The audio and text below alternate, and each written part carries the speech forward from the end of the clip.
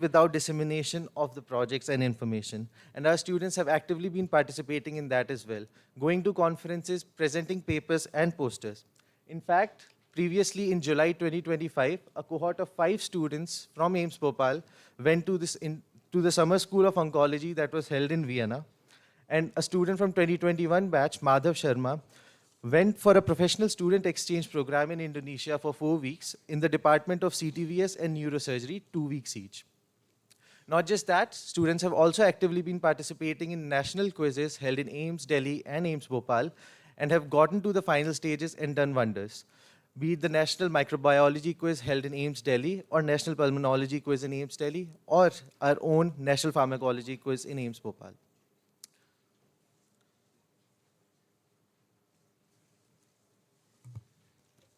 I would now like to take you through some of our students' publications.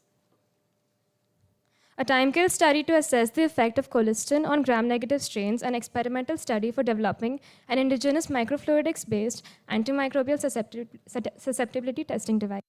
Scoping review of barriers to mental health service utilization amongst medical students and residents.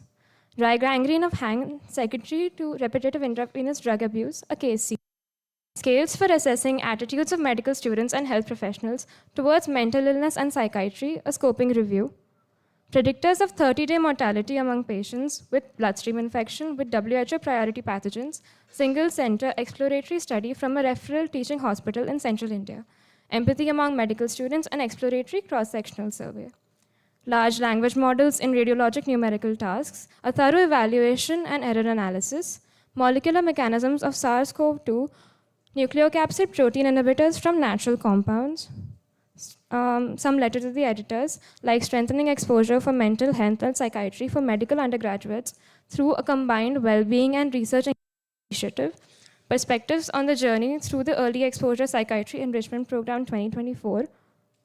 Some of our students have also authored a book chapter titled Targeted Therapies in Colorectal Cancer. It has been authored by Shivang Saxena, Shrikari, and Mohit Thakral. We also have another article, Molecular Detection of Gene Mutation Related to Drug Resistance in Mycobacterium leprae. As you can see, there is a commendable diversity in the UG research being conducted at our institute, with studies ranging from cross-sectional studies to scoping reviews to even book chapters. Thank you. I would call our guest speaker, Dr. Gitanjali Sagina ma'am, to deliver her lecture, and I invite the students to welcome her with a rose.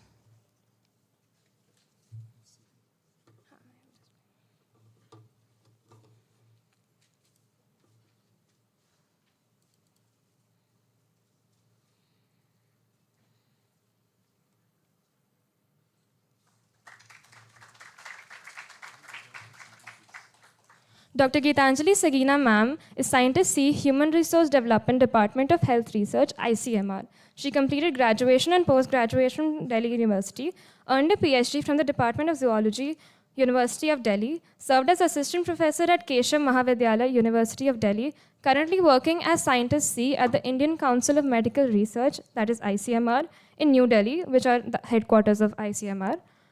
Research interests. Her research interests include genomics and human health, and she has authored over 25 research articles in various reputed journals. Ma'am, please.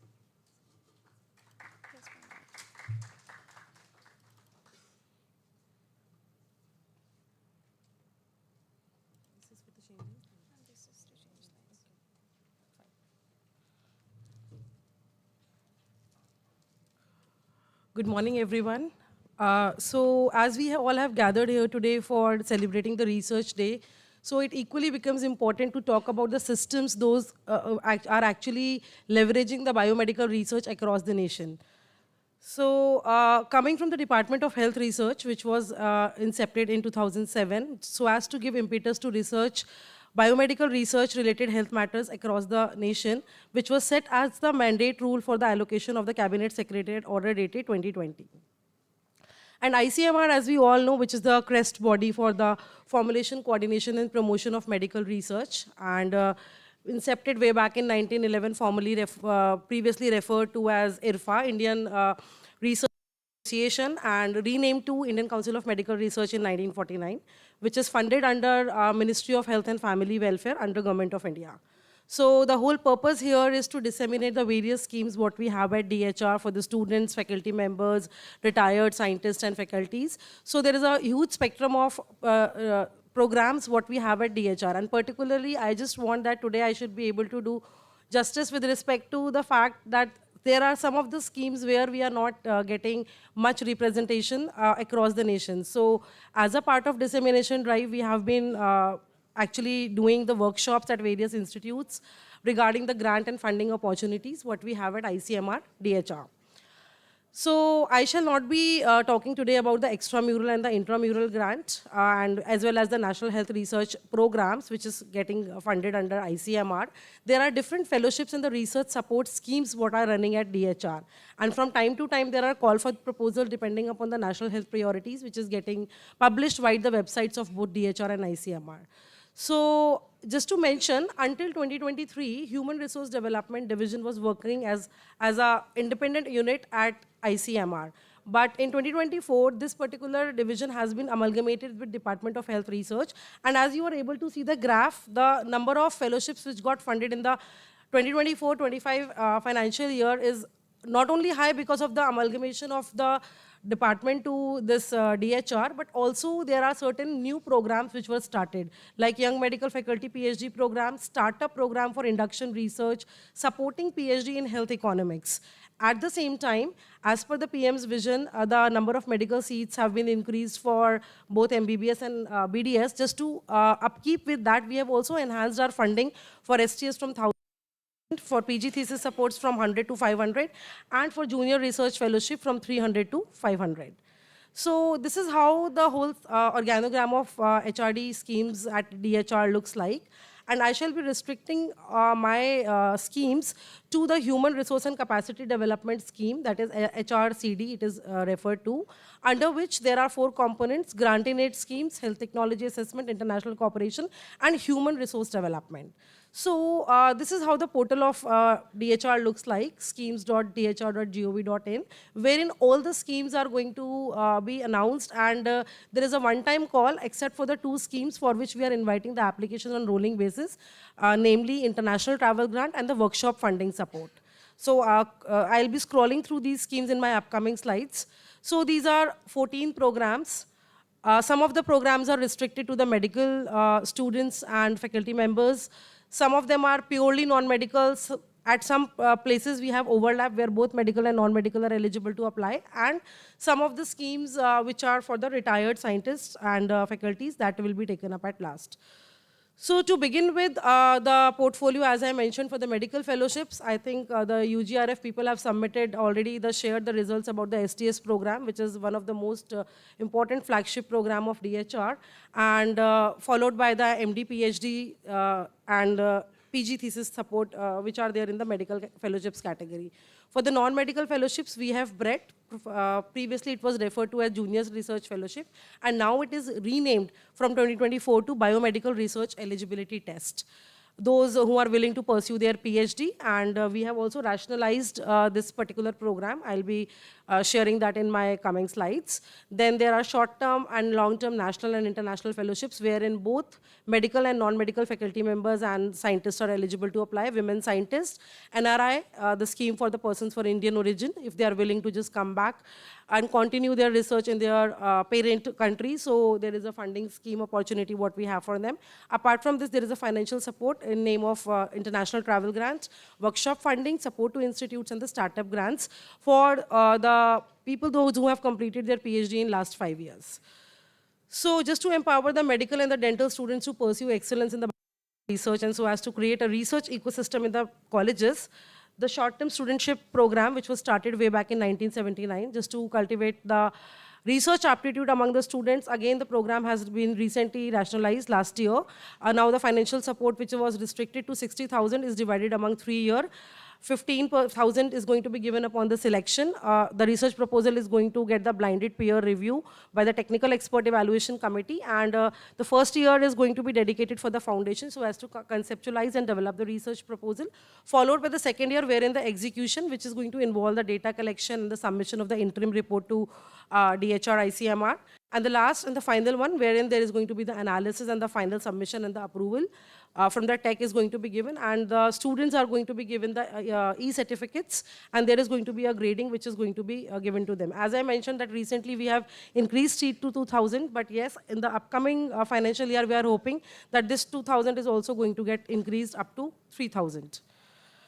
Next, coming up to the MD PhD program. This is actually a very recently established program and under the leadership of Dr. Rajiv Behel sir, just to ensure that there is going to be a cohort of clinician scientists across the country, which is found to be very few. So there are two categories. First is the MBBS or MD PhD, and second is going to be the faculty PhD. As of now, the category 2, that is the regular faculty members, those who are having their degrees in MD, MS, or and they are having the full-time experience, research, experience at the institute is through 1 year, and the program is going to be given for the 5 years. And in this, there is going to be no fellowship, but there is going to be a research support grant of 10 lakhs per annum, which is going to be given under this. So as I said that this program was recently initiated in 2024 to motivate the young medical faculty to take their PhD programs. So there is a first cohort which has already come up, and there have been 64 medical faculties, those who have actually been selected to pursue their PhD. And as you are able to see that there are 28 collaborating centers. And in the 2025 year also, we have already selected 58 such medical faculties, those who are willing to pursue their PhD. So the idea of clinician scientist cohort creation is underway, and we are looking for that this year. In the upcoming year, we will be able to announce the first category as well, wherein there is going to be the direct application which are going to be received from the institute. As of now, there has to be a MOA which needs to be signed with ICMR from the concerned institute, those who are going to give the application for their faculties willing to pursue the PhD. On the basis of research proposal, the selection is going to be done by the technical expert committee. Next is about the MD thesis support, which was started in 2010. So the program is supporting the high quality research among the medical and the dental PG students. Just to enhance the visibility and dissemination of their thesis work, the program has been started. So medical or the dental PG students, they are supposed to apply within the first year of their PG admission, and there is going to be a research support of 1 lakh that is going to be given in 2 installments. And as I mentioned that we have already increased this number of seats to I would like to correct it, it's not 400, it's 500, and duration is going to be 5 years. So the final installment is going to be released upon the completion of the thesis and the submission of the publication, wherein there has to be the acknowledgement which is to be given to the funding agency. So this is how this program is functioning, and again we are going to double the seats from 2026. Now, scrolling through some of the non-medical fellowships, I assume that we have a wonderful mix of audience here today. So just to advance the biomedical research to the doctoral program for the scientists and researchers, this program, which is commonly known as Junior Research Fellowship, but we have tried to rename it in name of BRED, that is Biomedical Research Eligibility Test. So there is going to be a nationwide entrance exam. Last year, the exam was conducted by National Testing Agency. This year, the exam is in fact happening today. It is done by AIIMS New Delhi. And eligibility is PG students, those who have their life sciences and the biomedical sciences. Pharma students are equally eligible to apply. Getting to receive the representation from many students. If we talk about the CSIR and other DBT programs where the Junior Research Fellowship is given, the age limit is from 28 to 30 years. But seeking the representation from many students, we have increased our age limit to 35 years. And of course, we are going to follow the DST norms, the Junior Research and the Senior Research Fellowship stipend as per their norms, along with the research contingency of 20,000 is going to be given under this. So seeking the kind of situation what is happening these days, we have again increased the seats to 500, and the maximum funding is going to be for the 5 years or the completion of PhD, whichever is going to be earlier. But here we have introduced 2 newer things, that is the top 10% of the merit students, the top 10% rankers are going to be given the exemplary performance reward. And under this award, what we are going to do is that the contingency is going to be, instead of 20,000, they'll be given the contingency of 1 lakh per annum. And they will also be given an opportunity to avail the international travel grant of ICMR during the set tenure. As I said that the program have been rationalized, how we have changed the examination pattern itself. So there is going to be a domain-specific subject which the student is supposed to select in the section C, and we have 11 subject areas as listed. Some of the domains coming from pharmacology, nursing, public health, and biological sciences is going to largely cater zoology, botany, and environmental sciences students. And there is always an option of others which is given in the drop down, so that I mean, even if we have the allied subjects, some of like biostatistics is not listed here, biostatistics is there, but if it is medical statistics, so other category students are also able to apply under this. So there is another important thing which has happened with respect to the ICMR Faculty for Medical Research, which has been established in 2024 under ACSR, that is Academy of Scientific and Innovative Research, which is university by the Act of Parliament. So all the ICMR Institute, 28 institute, if somebody is willing to pursue their PhD, so they'll be able to get their PhD degrees under ACSR, and it is coming in the top 10 NIRF ranking institutes. So what we are going to do is the selections, the top 60% of the students will be given eligibility to join anywhere pan-India, any institute, INIs, but rest of the 40% are supposed to get mandatorily registered with any ICMR institute. There can be a collaboration. I mean, co-PI can even be from ICMR institute, and they are supposed to get registered themselves under ICMR Faculty of Medical Research. As I mentioned about the other program, that is HETA, that is the Fellowship Economics and Technology Assessment. So this is the first kind of a program which has been initiated, and there is no such program which is able to fund particularly to the students, those who have done their masters in economics, or even if they get to have their masters in public health, or maybe MBA in healthcare management. So there is going to be no entrance examination, there is going to be a direct selection based on the research proposal concept note, what is going to be given, and that is going to be evaluated by the tech. And of course, we just expect that the candidates or the students, those who are applying, they should be proficient with statistical softwares, and they should have strong analytical abilities. And maximum age limit here again is 45 years. And the fellowship will be given as per the DST norms, what we were giving to the JRF and SRFs. Now next, talking about the short-term and the long-term national fellowships. So MSc, PhD or MD with or without PhD are eligible to apply under this. Only regular faculty members who should be having experience of minimum 3 years, and maximum age limit is up to 45 years. So we target that we should be able to fund 20 fellowships annually, and there is going to be a 1,000 stipend consolidated which is going to be given, and an additional contingency of 30,000 is also covered under this, so as to cover the travel and maybe the publishing or any logistics is going to be covered under that. So when I say short term, the span is from minimum 1 to 3 months, and for the long term it is going to be maximum 1 year, and from 6 months to 1 year. Likewise, we have a short-term and long-term international fellowship. So this is a highly competitive scheme of DHR, I must say. So short-term is going to be minimum for 15 days, maximum up to 3 months, and long-term is going to be 6 months to 12 months. So regular employed Indian faculty researchers, those who are having their MD, PhD degrees, they are eligible to actually apply for this scheme. And the research experience, what is required, excluding the PhD experience, PhD will not be counted as a part of your experience. So 15 years for short term and 10 years for the long term. And age limit is 45 years, and you should not have fellowship in the last 3 years. As of now, the research support is $3,000, but getting to receive the directions from Department of Expenditure, this stipend of $3,000 have been enhanced to $4,500 from the 2026. And of course, the political clearance and the economy-based airfare is going to be taken care by DHR, ICMR.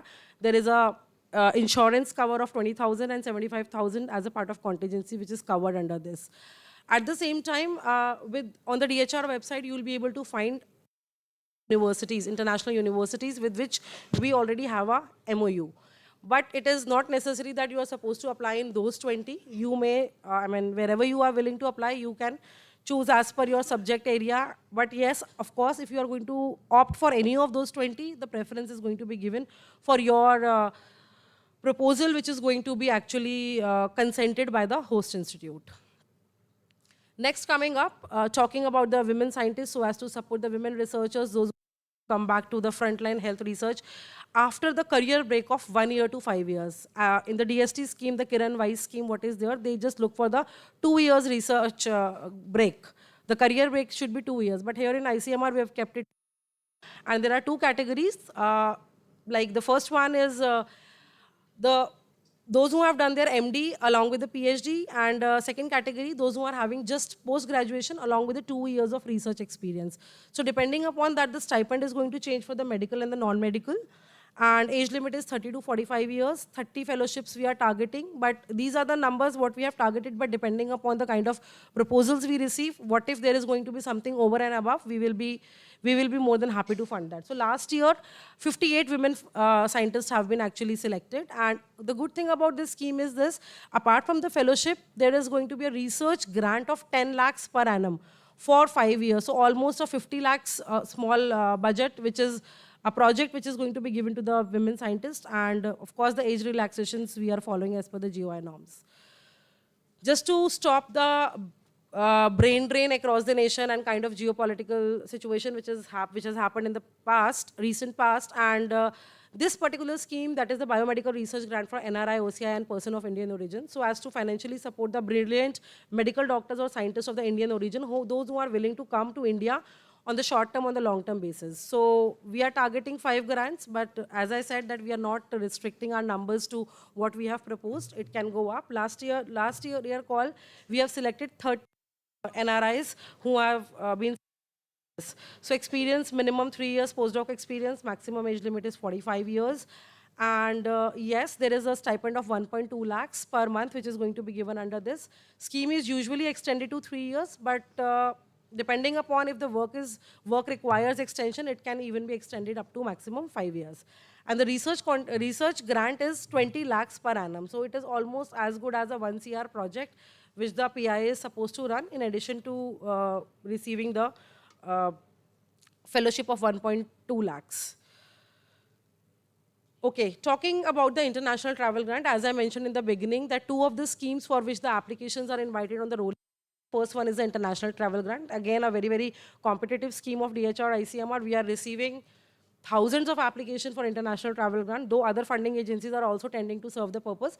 But we are strictly ensuring that the proposals, the abstracts which are going to cater to the health mandate, biomedical research, and it should come under the purview of ICMR. There should not be any overlap with other ministries, so we will not be considering them even eligible for the review. So the program was established in 2009 just to support the international conferences for the broader dissemination of the research work, at the same time for the knowledge exchange. So as of now, the research support grant, what we are giving is 1.5 lakhs. And the only condition is this, that you should not have availed this international fellowship of ICMR in the last 3 years. After 3 years only, you will be deemed eligible if in case you have been granted and you have availed. If you have been granted but you have not availed, to apply. So we have 2 categories, junior category and the senior category. Junior category is going to comprise of fellows or the scientists or the faculties, those who are less than 35 years of age. So there are 3 components what we are going to be reimbursed under this. First is the airfare, second is the visa fee, and third is the registration fee. But when you talk about the senior category, faculties or the scientists more than age of 35 years, they will not be eligible to get the registration fee. Only airfare and visa will be reimbursed for them. And of course, just to mention, we are following the Government of India norms, and we are actually doing the direct beneficiary transfer. There is going to be no money which is going to be given to institute.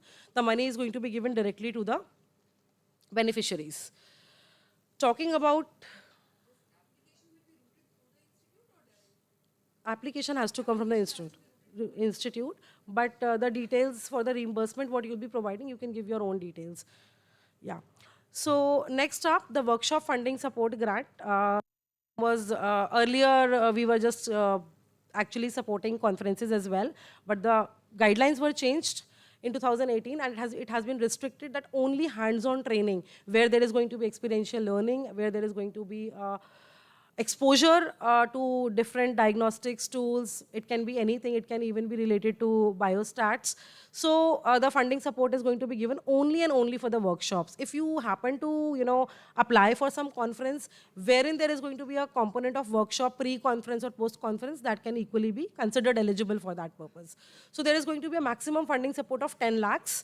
And this is a particular scheme under which almost all the colleges, all the institutes, categories of institutions pan-India are eligible to apply, whether it is a government college or it is a private coming from the medical, dental, universities, INIs, institutes, NGOs, nursing colleges, pharma colleges. Again, we are receiving lots of applications. This is the another scheme which is there on the rolling basis. So travel grant and the workshop funding. For international travel grant, you need to submit your application 2 months in advance. Just to mention, as there are so many students and we are receiving applications which are actually getting rejected for no good reason, many a times what is happening that students are not able to get their acceptance for the abstract what they have submitted to the said conference, and the time lag for 2 months is going to be over. So in that scenario, what you can do, you can always submit an undertaking and upload it on the portal that this particular acceptance is awaited, so that you are able to submit your application on time, right?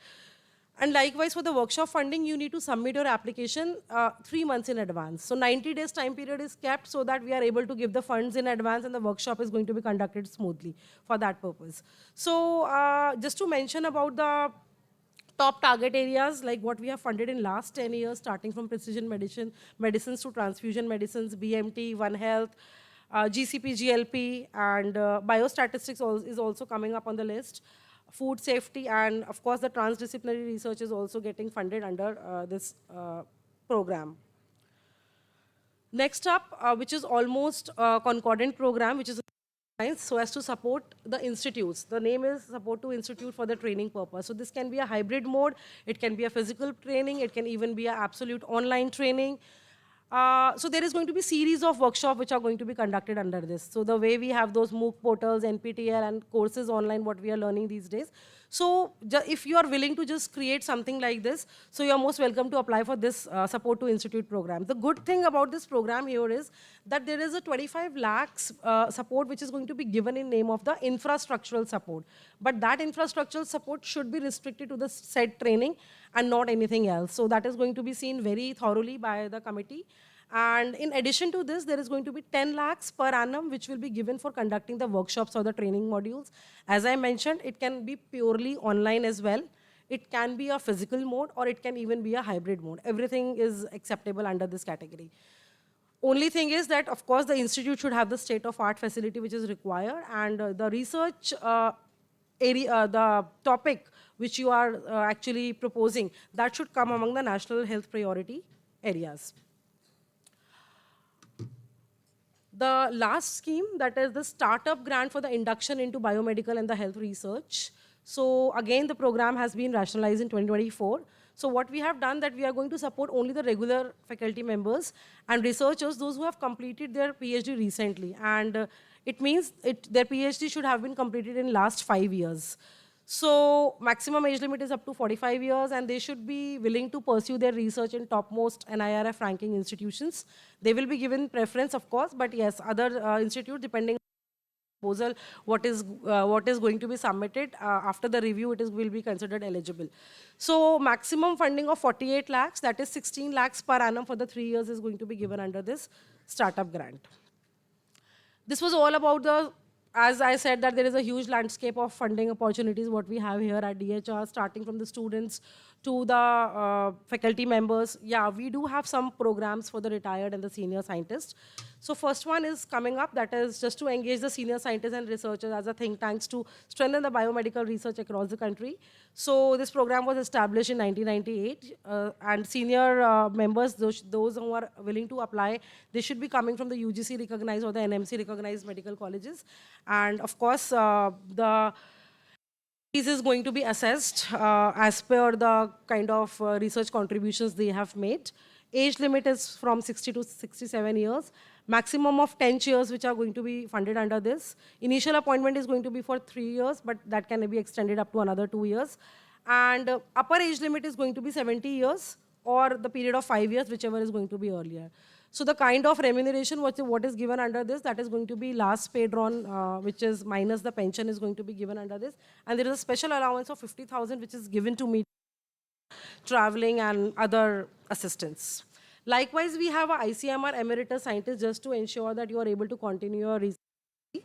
So the eminent distinguished scientists are able to contribute beyond their retirement. Upper age limit is 70 years or maximum 5 years period, whichever is going to be earlier. And at present, we have 30 seats. Likewise, the remuneration is going to be last paid on minus pension. In addition to this, there is going to be a research support of 5 lakhs per annum, which is going to be given on the basis of the project proposal, what is going to be submitted by the PI. And at the same time, we will not be selecting more than 25, less than 25% of seats are going to be only taken up for the ICMR retired scientists. Last up, that is ICMR adjunct faculty program, so as to ensure that there is going to be a collaboration which is going to be fostered among the national and the international institutes, the biomedical research through their knowledge and expertise.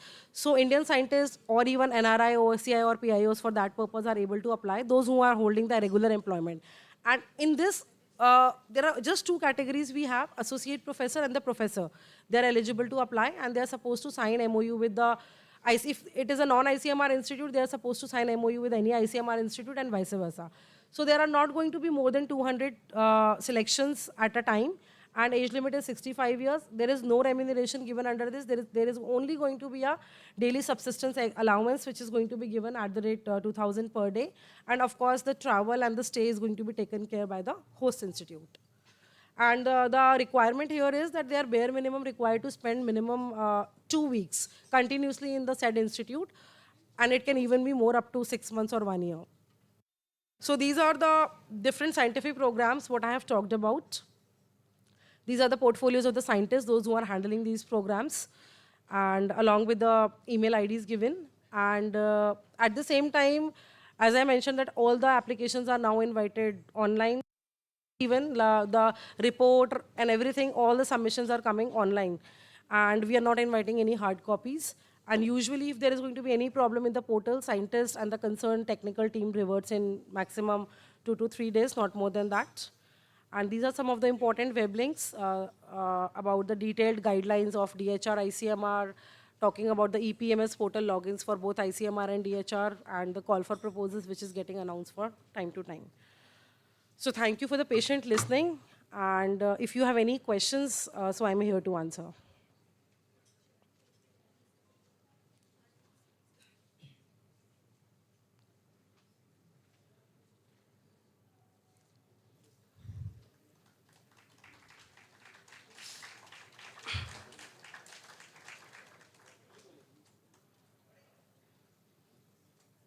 Fine, thank you.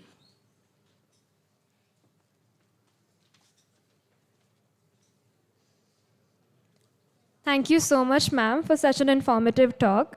I now invite Dr. Rishika, student representative from the PG Research Forum, to give an overview of PGRF.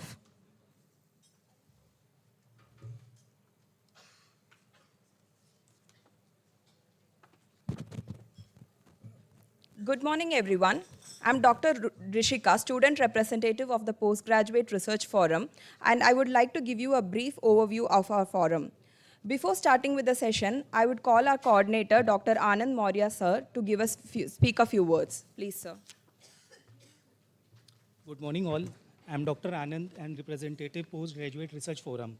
So this session is basically on the exploration, validation and transformation potential of the postgraduate. In this session, we will give you what is the importance of the forum in postgraduate research, and what are the glimpses and what are the best thesis presentation in the PGR.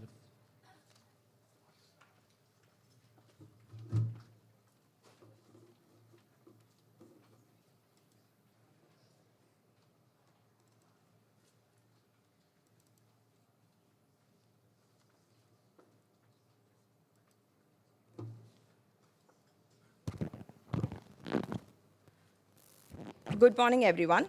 Our vision here is to move postgraduate research beyond routine academic requirements by creating an environment that is intellectually stimulating, ethically grounded, and oriented towards innovation.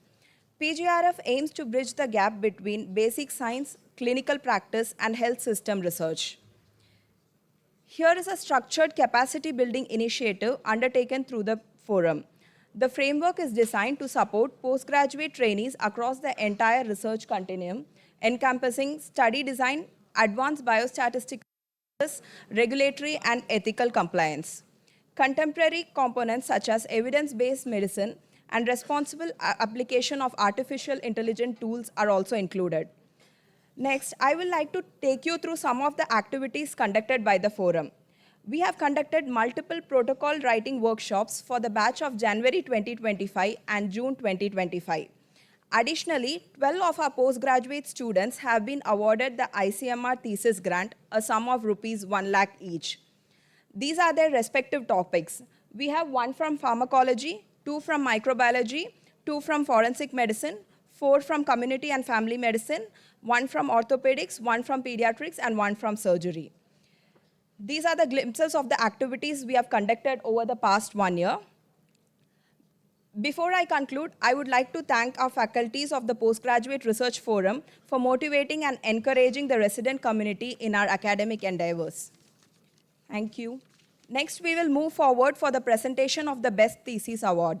We are honored to have our esteemed judges for this session, and I kindly request them to come forward for the floral welcome. I request Representative Titi to welcome Dr. Geetanjali Sagina, ma'am.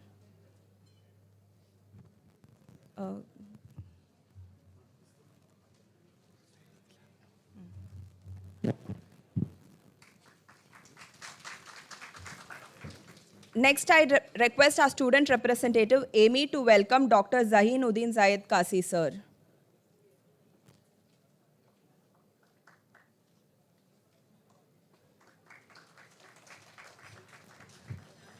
I request our student representative, Deeptanshu, to welcome Dr. Neelkamal Kapoor, ma'am.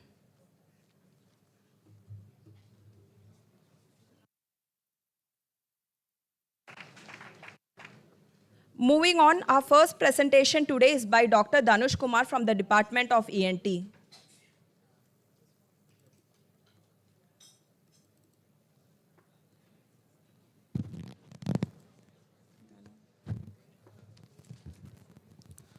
So good morning everyone. I am Dr. Dhanush Kumar from Department of ENT and Head and Neck Surgery. So my thesis was a novel sound training program to improve sound localization in subjects with unilateral cochlear implantation and unilateral severe to profound hearing loss. Under my guides, Professor Dr. Vikas Gupta sir and Dr. sir. So hearing loss is the most common cause of disability worldwide, affecting more people than any other sensory and physical impairment. So like binaural hearing is needed for directional cues, which means hearing from both ears is needed for directional cues and it's imperative for day-to-day communication. So even now the cochlear implantation is an established treatment for severe to profound sensory hearing loss. In developed countries, people have already been going for bilateral cochlear implantation, whereas in India, only unilateral cochlear implantation is being supported by the government. So there comes two queries whether unilateral hearing will be affecting the localization of the sound. So where is the sound coming in the space? And can sound localization in persons can be helped by training programs. So that gave to the start of the thesis. So our main objective was to determine the improvement of sound localization by our training program and to assess how difference in improvement within our subject groups. So we had 3 subjects. So the first subjects were the children with bilateral hearing impairment who has underwent unilateral cochlear implantation, and the other 2 were patients with unilateral severe to profound sensorineural hearing loss, out of which we separated them into sudden, which is less than 6 months, and then prolonged with more than 6 months. So basically our inclusion criteria were all the persons with only one side hearing. So we are giving a training program and then we are assessing how is their sound localization. So this was our sound training setup. So we had 15 speakers. All of the speakers are arranged as an angle of 10 degree from each other, and then we have controlling the sound setup with our tablet, and then we can control the lights. So we had a pre-training in which no light will be given, and then post-training in which no light will be given. Between that, all the training session will be accompanied by light signals, so that so this is our sound training setup from the bird's eye view. So we can see all the 15 speakers and then each at separated at an angle of 10 degree. So in this example we can see I gave the sound impulse from the 10th speaker and the patient is telling the command is coming from the 12th speaker. So like he is having an angular difference of 20 degree. So because each is separated by a 10 degree angle. So like this I give for each speaker I give and then total of 45 impulses from each sound training. So our demographics were equally distributed. Like six children were from prolonged sensory hearing loss. 7 of them were cochlear implantation, and then 8 of them were sudden SNHL. So coming to the angular error comparison between the pre-training and the post-training, there was significant improvement in all the 3 groups, out of which the sudden sensory hearing loss has a very good improvement. From the angular error was very much significantly reduced from 40 to 8 in the non-hearing side. In simplifying version, so we saw the improvement in accuracy pre-training and post-training. So the sudden SNHL had an improvement of 72° following our training program, and cochlear implantation had a training improvement of 31% following our training program, and prolonged SNHL patient had a 26% improvement. Even though they have improvement, but in sudden SNHL there was a very significant improvement in the sound location post our training program.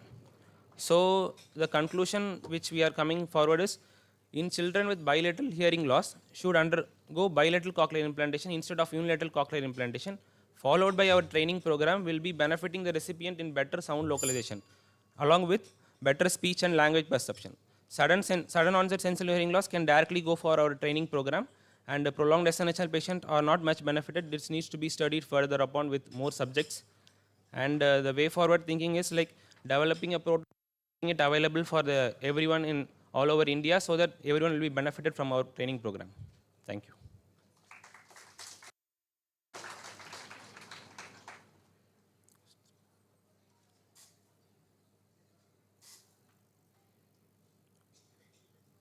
Any questions? Ma'am? Yes, ma'am. Like cochlear implantation, usually we do for children less than 6 years of age. So this included children.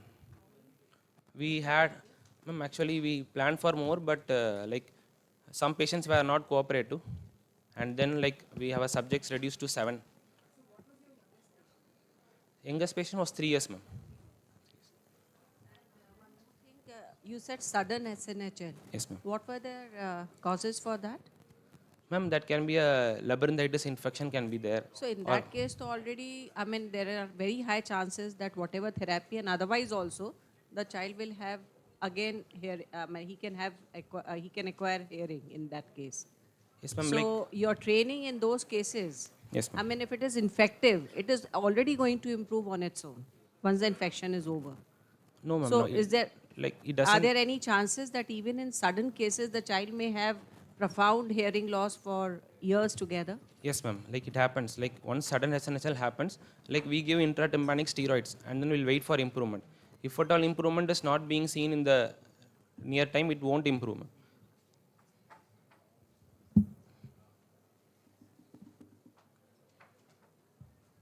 Any question from expert? So as you have mentioned about the prototype development, Yes, ma'am. so I mean, is there any timeline or any proof of concept what you have developed so far for that? Like this is ourselves already we made, ma'am. This is a prototype only, ma'am. But like we need to make it like further more rigid. Like it fails sometimes, and then I need to correct it. Okay. So that such thing happens. So I need So to what make is a the step. timeline you assess that you'll be able to commercial, like as you have posed, like what is the timeline you have set for that? Like 1 or 2 months will be fine, ma'am. Okay. Because we already have a proper plan for that. Just need to execute it. Dr. Vikas? If I can answer this, Dr. Gitanjali's question. So this is something which we developed, actually Dhanush developed in over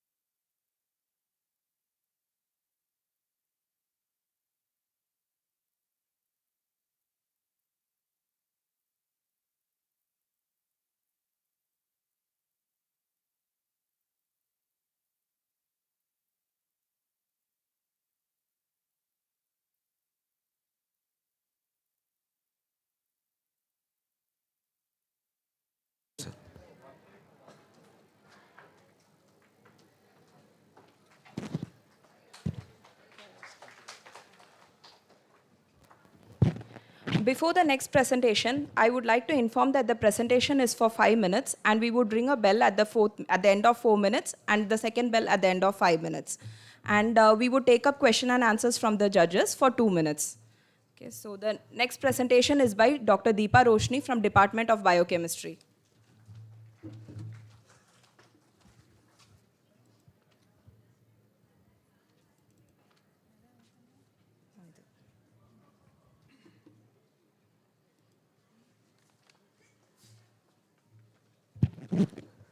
Good morning. My name is Dr. Deepa Roshni from the Department of Biochemistry. Today I'll be presenting my thesis titled Evaluation of Atropine, Irisin and Cytokeratin 18 as Biomarkers of Non-Alcoholic Fatty Liver Disease, a comparative clinical study under the guidance of Dr. Sukesh Mukherjee sir, Dr. Jagat sir, Dr. Ashwin Kotnis sir and Dr. Abhishek Singhai sir.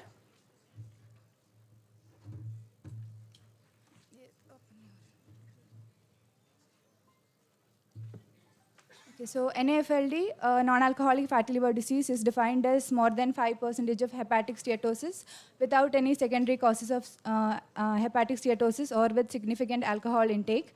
It is the most common cause of chronic liver disease worldwide with a prevalence of 30% worldwide and 38.6% in India. It comprises of a spectrum of conditions starting from simple steatosis to non-alcoholic steatohepatitis, cirrhosis and hepatocellular carcinoma. Currently, it is a silent disease with no symptoms in the early stages of the disease, and diagnosis is often incidental or it is delayed till the late stages of the disease. The common biochemical parameters which we are currently using, such as ALT and AST, are normal in around 50% of the cases of NAFLD, and the imaging techniques are not routinely available. The gold standard, which is liver biopsy, is not accessible every day. So there is a gap in the research to find out a molecule which can be used in the diagnosis of NAFLD in the early stages. So we have taken 3 molecules, atropine, irisin, and cytokeratin 18, to establish their role in the staging of the disease.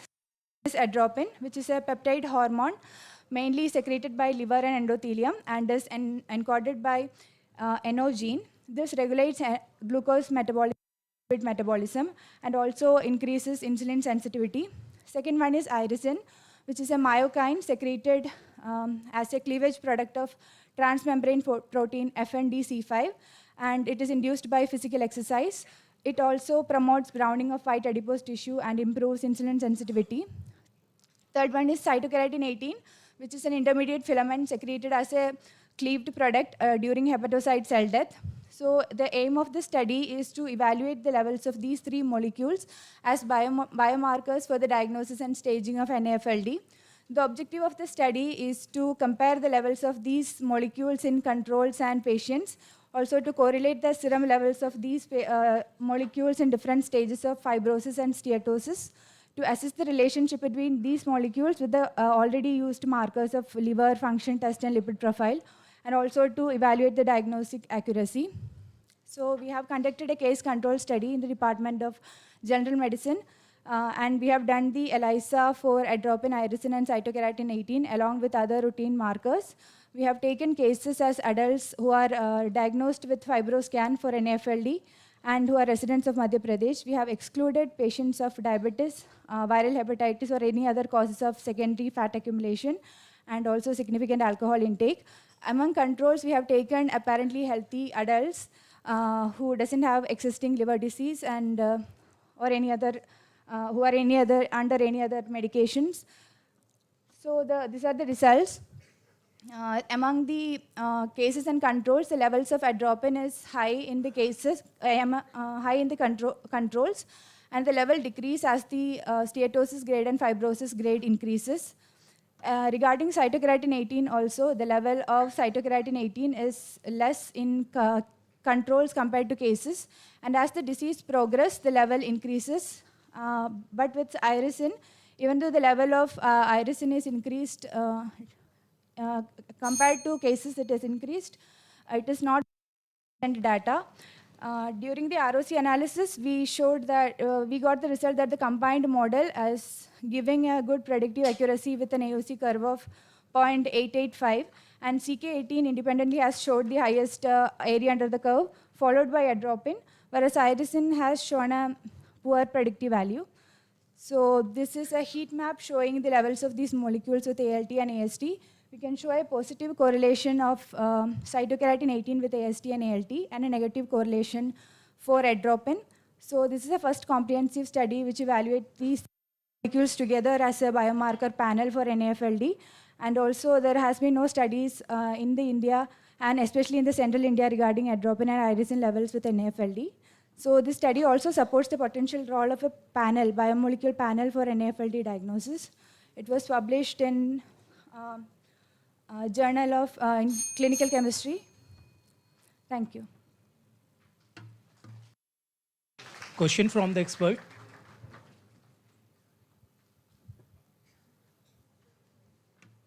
Your controls were fibroscan negative. Yeah, yes, ma'am. Fibroscan negative patient Yes, people. Yeah. Okay.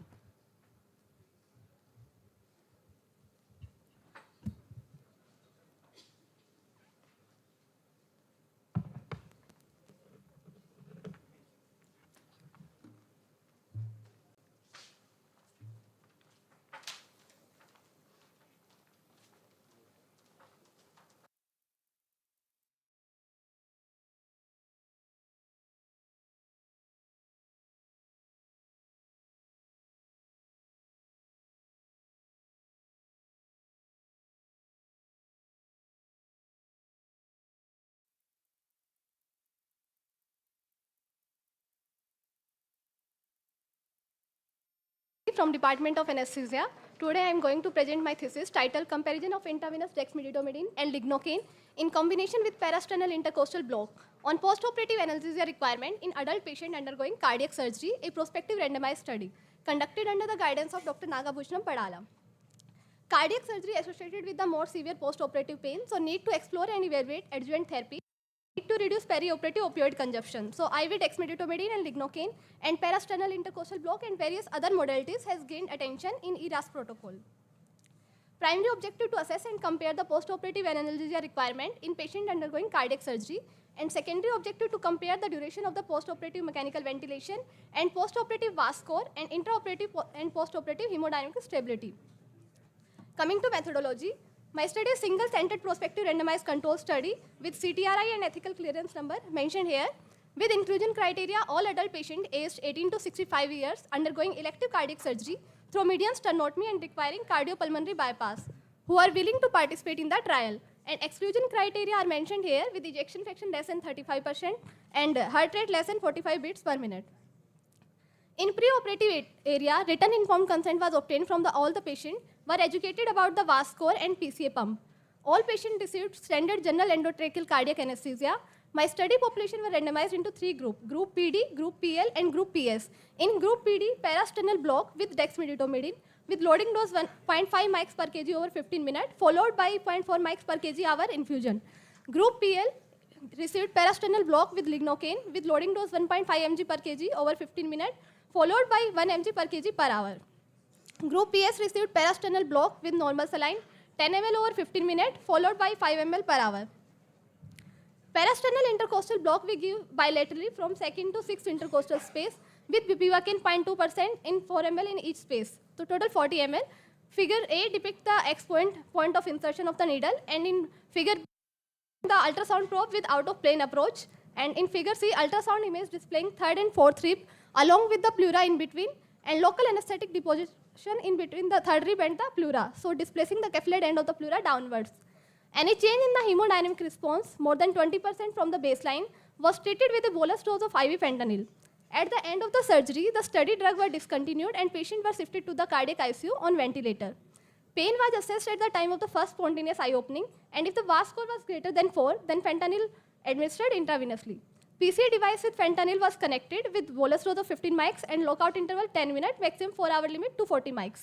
Tramadol used as a rescue analgesic, and the study concluded after the first 24 hours of the postoperative period. Sample size and statistical analysis and console diagram are depicted here. Based on the previous study by Piri et al., assuming 80% power and 95% confidence interval, the minimum sample size required is 32 in each group. Coming to results, postoperative analgesia requirement is comparable in the study group as compared to the control group, and result is not statistically significant, whereas the intra-fentanyl requirement is significantly less in the dexamethasone group as compared to the lignocaine. Duration of mechanical ventilation, VAS score, and heart rate are comparable in among the study groups, whereas the mean arterial pressure is significantly controlled in the dexmedetomidine group. Coming to discussion, we found lesser fentanyl consumption in both group PD and group PL, indicating the effectiveness of both the study drug. However, the difference was not statistically significant. This could be attributed to several factors: multimodal analgesia strategies employed in our study, and patient-specific pain threshold and individual opioid requirement, indirectly indicating the effectiveness of our parasternal intercostal block. Our findings were in agreement with the study of Coetol, who also used the same drug in the post-laparoscopic cholecystectomy patient to assess the fentanyl requirement. Various studies have found reduced fentanyl consumption in post-cardiac surgery patients who received dexmed infusion. Our results were in agreement with the study by Conometol, who demonstrated that intraoperative dexmed effectively reduced opioid consumption by its opioid-sparing effect and facilitate early extubation and shorter ICU stay. Limitations: single-center study, small sample size, and same dose of the study drugs before and during the cardiopulmonary bypass. We have not included coronary artery disease patient. Coming to conclusion, in combination with the parasternal intercostal block, both dexmed and lignocaine have comparable postoperative analgesia requirement, whereas the intra-fentanyl requirement and mean arterial pressure were significantly less in the group dexmed. No statistical significant difference in terms of the duration of the postoperative mechanical ventilation and VAS score. Although our results are not statistically significant, but consistent trend with the dexmed that supporting dexmed supporting role in the enhanced recovery. Thank you. Question from the expert.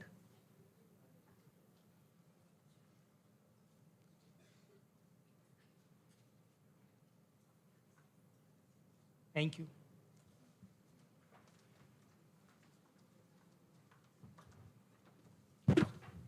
Thank you, Dr. Preeti. For the next presentation, I would like to invite Dr. Sabawat Arun from the Department of Pediatrics.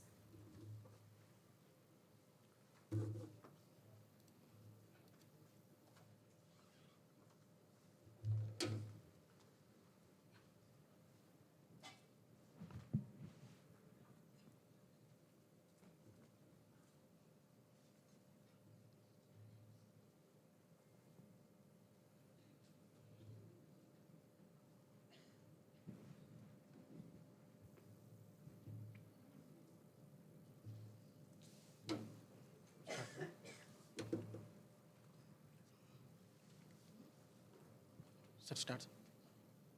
Good morning. Myself, Dr. Sabawat Arun. I am junior resident from the Department of Pediatrics. Today, I would like to present my thesis titled "To Establish Gestational Age and Birth Weight Based Percentile Charts and Cutoff Limits of 17-hydroxyprogesterone for the Diagnosis of Congenital Adrenal Hyperplasia through Newborn Screening" under the guidance of Professor Dr. Bhawan. Congenital adrenal hyperplasia is a group of inherited autosomal recessive disorder presenting in neonatal life as salt wasting crisis and ambiguous genitalia, and in late childhood and adolescence has virilization or precocious puberty. The overall prevalence of 21-hydroxylase deficiency is approximately 1 in 15,000 live births with regional variability. Henceforth, the true incidence is likely higher due to underdiagnosis and early neonatal death. 95% cases of congenital adrenal hyperplasia are due to 21-hydroxylase, and it can be detected by a simple hormonal assay of 17-hydroxyprogesterone metabolite via newborn screening.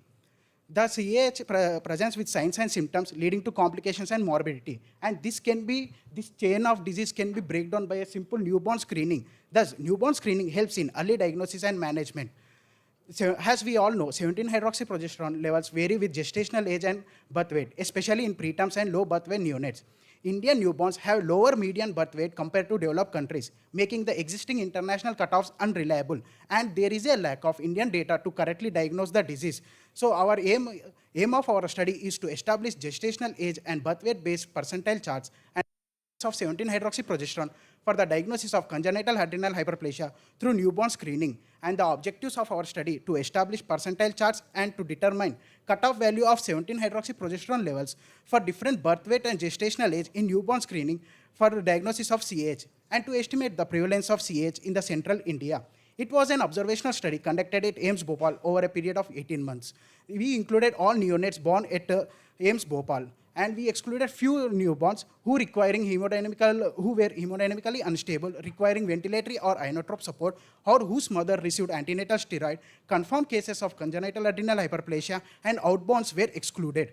The methodology of the study, we initially collected clinical data by including antenatal history, complications, drug history, and sample collection via heel prick was done at 48 hours of life, followed by, after initial screening, samples with 17 HP values more than 37.5 nanomole per liter were repunched, and the outcomes were analyzed in relation with gestational age, birth weight, and gender. Sample size was calculated based on the previous year statistics of newborn delivery and was obtained almost 2,000 to 2,500 newborns were included, and statistical analysis was done as shown here. The composition of the study cohort by the gestational age and birth weight were among 2,895 newborns. Among gestational age, most of the majority were belonging to 38 to 39 weeker, followed by late preterm. Among birth weight, majority were belonging to 2,500 grams to 2,900 grams. Coming to the result, on the left-hand side, the figure depicts the LMS percentile curves of 17 OHP by gestational age, and we observe a negative correlationship between 17 OHP values and gestational age, with percentile showed a consistent decline. And coming to the right-hand side, we see the LMS percentile curves of 17 OHP by birth weight, and we observe a non-linear U-shaped pattern with lowest value documented at 2.8 kgs. Coming to sex-specific trends of 17 OSP value with gestational age, both male and female has followed the trend of negative correlationship. Means more the gestational age, less the percentile of 17 OSP, less the gestational age, more the percentile of 17 OSP. But however, the percentile value of 17 OSP was more in males compared to the females. And coming to sex-specific trends in 17 OSP, the birth weight, both males and female has followed, as discussed previously. The comparative analysis of 17 OSP by sex level, we observed male showing consistently higher 17 OSP levels across all percentiles, which was concurrent with the previous studies conducted by Anand et al. And Grover et al. Compared to analysis of 17 OSP levels by gestational age and birth weight, compared to international cohort, our cohort had a low 99th centile of 17 OHP at a gestation of 37 weeks and a birth weight of 2.5 kg. This implies the need of region-specific cutoff values and percentiles of 17 OHP. The strengths of our study, probably to our knowledge, it is the first Indian study to provide percentile charts, and this adds to the Indian data of 17 OHP percentile charts. Unlike conventional screening approaches like classifying the neonates in broad weight-based category, we provide a continuous percentile-based method, allow more precise and risk stratification. And we observe a novel association of U-shaped relationship between birth weight and 17 OHP levels, with this pattern being more pronounced among males. Even our study have a limitation. It is a small size, conducted in a single center, and we included only few preterm low birth weight and not able to establish cutoff values due to the absence of confirmed CAH. In conclusion, our study develops a clear inverse relationship between gestational age and 17 OSP levels, and a novel U-shaped relationship between birth weight and 17 OSP levels, especially in male neonates, were developed. And by developing continuous percentile charts, we can reduce the false reduction rate, and we can diagnose the missed cases too. My sincere acknowledgement to my guide, Professor Dr. Bhawan and co-guide Professor Mahesh sir and Professor Abhijit sir, and all the consultants from the Department of Pediatrics, especially our HOD ma'am. Thank you. Question from the expert. Any questions?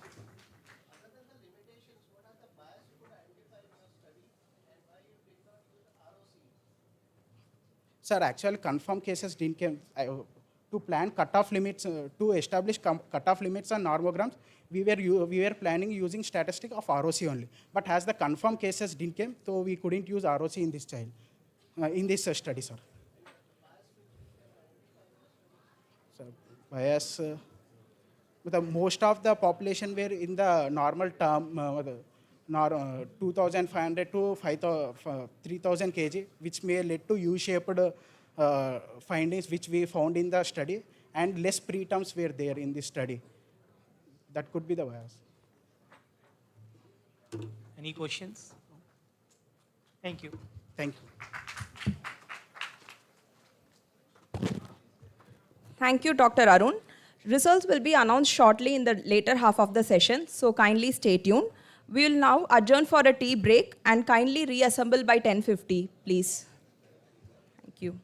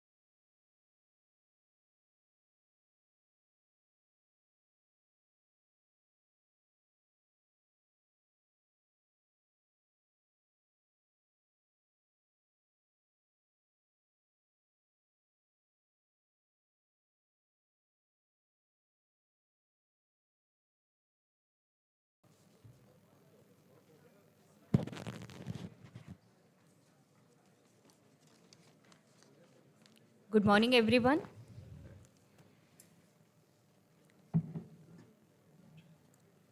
Good morning, respected dignitaries, my dear colleagues, and the students and one and all present over here. It is my pleasure and privilege to introduce the doctoral research program which is going on at AIIMS Bhopal. Doctoral research is not merely an extension of postgraduate training. It is a transformative journey that equips scholars with advanced analytical abilities, methodological rigor, and a profound understanding of their chosen discipline. At AIIMS Bhopal, doctoral research is envisioned as a rigorous ethical and systematic pursuit of excellence, contributing meaningfully to healthcare delivery, biomedical sciences, translational research, and public health. The doctoral program at AIIMS Bhopal was initiated in 2019 and admits scholars under two categories. Category A include all eligible candidates, while Category B is designed for the candidate who hold their own fellowship and in-service candidates. I am pleased to share that program has now reached its full maturity with 71 enrollment to date and PhD degree awarded to 13 scholars. In addition, since 2024, AIIMS Bhopal has been running an ICMR-driven medical PhD program exclusively for faculty members, one of its kind in the country. Under this initiative, 5 faculty members have been enrolled and are currently benefiting from structured doctoral fellowship. In addition, AIIMS Bhopal and Manit Bhopal conduct a joint PhD program with an aim to create a collaborative environment for doctors, engineers, and scientists to share knowledge and drive innovation. AIIMS Bhopal has established a comprehensive PhD induction and training framework led by experienced and well-trained our own faculty members. Prior to the initiation of research work, every doctoral candidate must successfully complete a 6-month coursework program. Submission of the thesis protocol is permitted only after successful completion of this mandatory training. AIIMS Bhopal remains steadfast in its commitment to excellence in medical education and research. I am confident that the doctoral research program will play a crucial role in nurturing future leaders in academics, clinical, and translational research, thereby strengthening the Institute's contribution to national and global health advancement. Thank you very much for your presence. May I now request Dr. Shubham Atal to welcome our guest for this session, Dr. Roli Mathur, who has come a long way from Bangalore for the ethics session.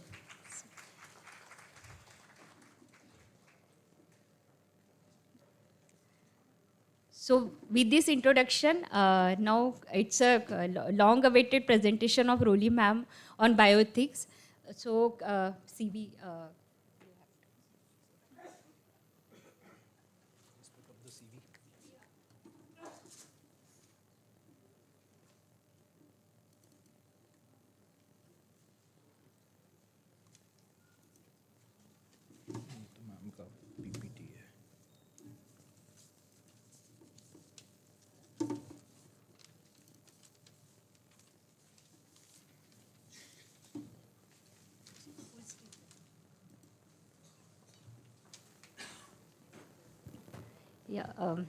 It is my honor and privilege to introduce Professor Dr. Roli Mathur, who is Scientist G and Head our Bioethics Unit of ICMR DHR, Ministry of Health and Family Welfare. She is the Professor, Academy of Scientific and Innovative Research, Director WHO CC for Strengthening Ethics in Biomedical and Health Research, Chairperson WHO Global Network of Collaborating Center in Bioethics, Scientific Advisor, Natik Portal DHR, and Member Secretary, Central Ethics Committee on Human Research. She is PhD in molecular genetics from AIIMS Bhopal and also has, AIIMS Delhi. By default, Madam Bhopal aa gaya, I'm sorry. So AIIMS Delhi, WHO Fellowship in Bioethics and Ethics Committee Administration from USA. She has extensive experience of 30 years in medical research policy and governance. She played a key role in WHO initiative on clinical trial, ethics and governance, COVID-19 ethics, CHIS, AI ethics, clinical trials, and pandemic ethics. She has trained more than 2,000 researchers. Madam has more than 95 publication in index and various international journal. Her area of expertise is bioethics, clinical trial, all ethical guideline, molecular genetics, newborn screening, and capacity building in research ethics. With this, I welcome Roli ma'am for this session. Over to you, ma'am. Thank you very much for coming a long way. Well, thank you so much for this very kind invitation, and it's lovely to be here in this wonderful institution.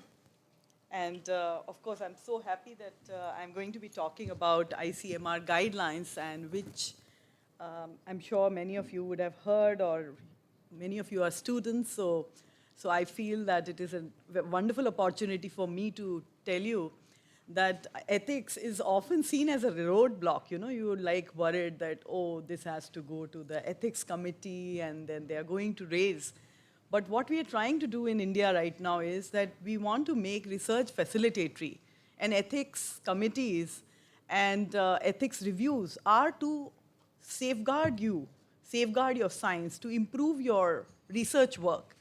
And so with that, you know, the pictures that you see, so many on the screen, are the various leaderships at ICMR, including the chairpersons of our national central ethics committees, and then the DGs of ICMR, who over a period of time had seen that ethics is really upheld in a manner that India is not only recognized for its own work within the country, but also internationally recognized. And my seniors at ICMR have set that stage for us to take forward, where we are fortunately now on the global scene. And in the third row, you see the various guidelines of ICMR, which have been prepared over a period of time. And there are many more that I'm going to be talking to all of you about.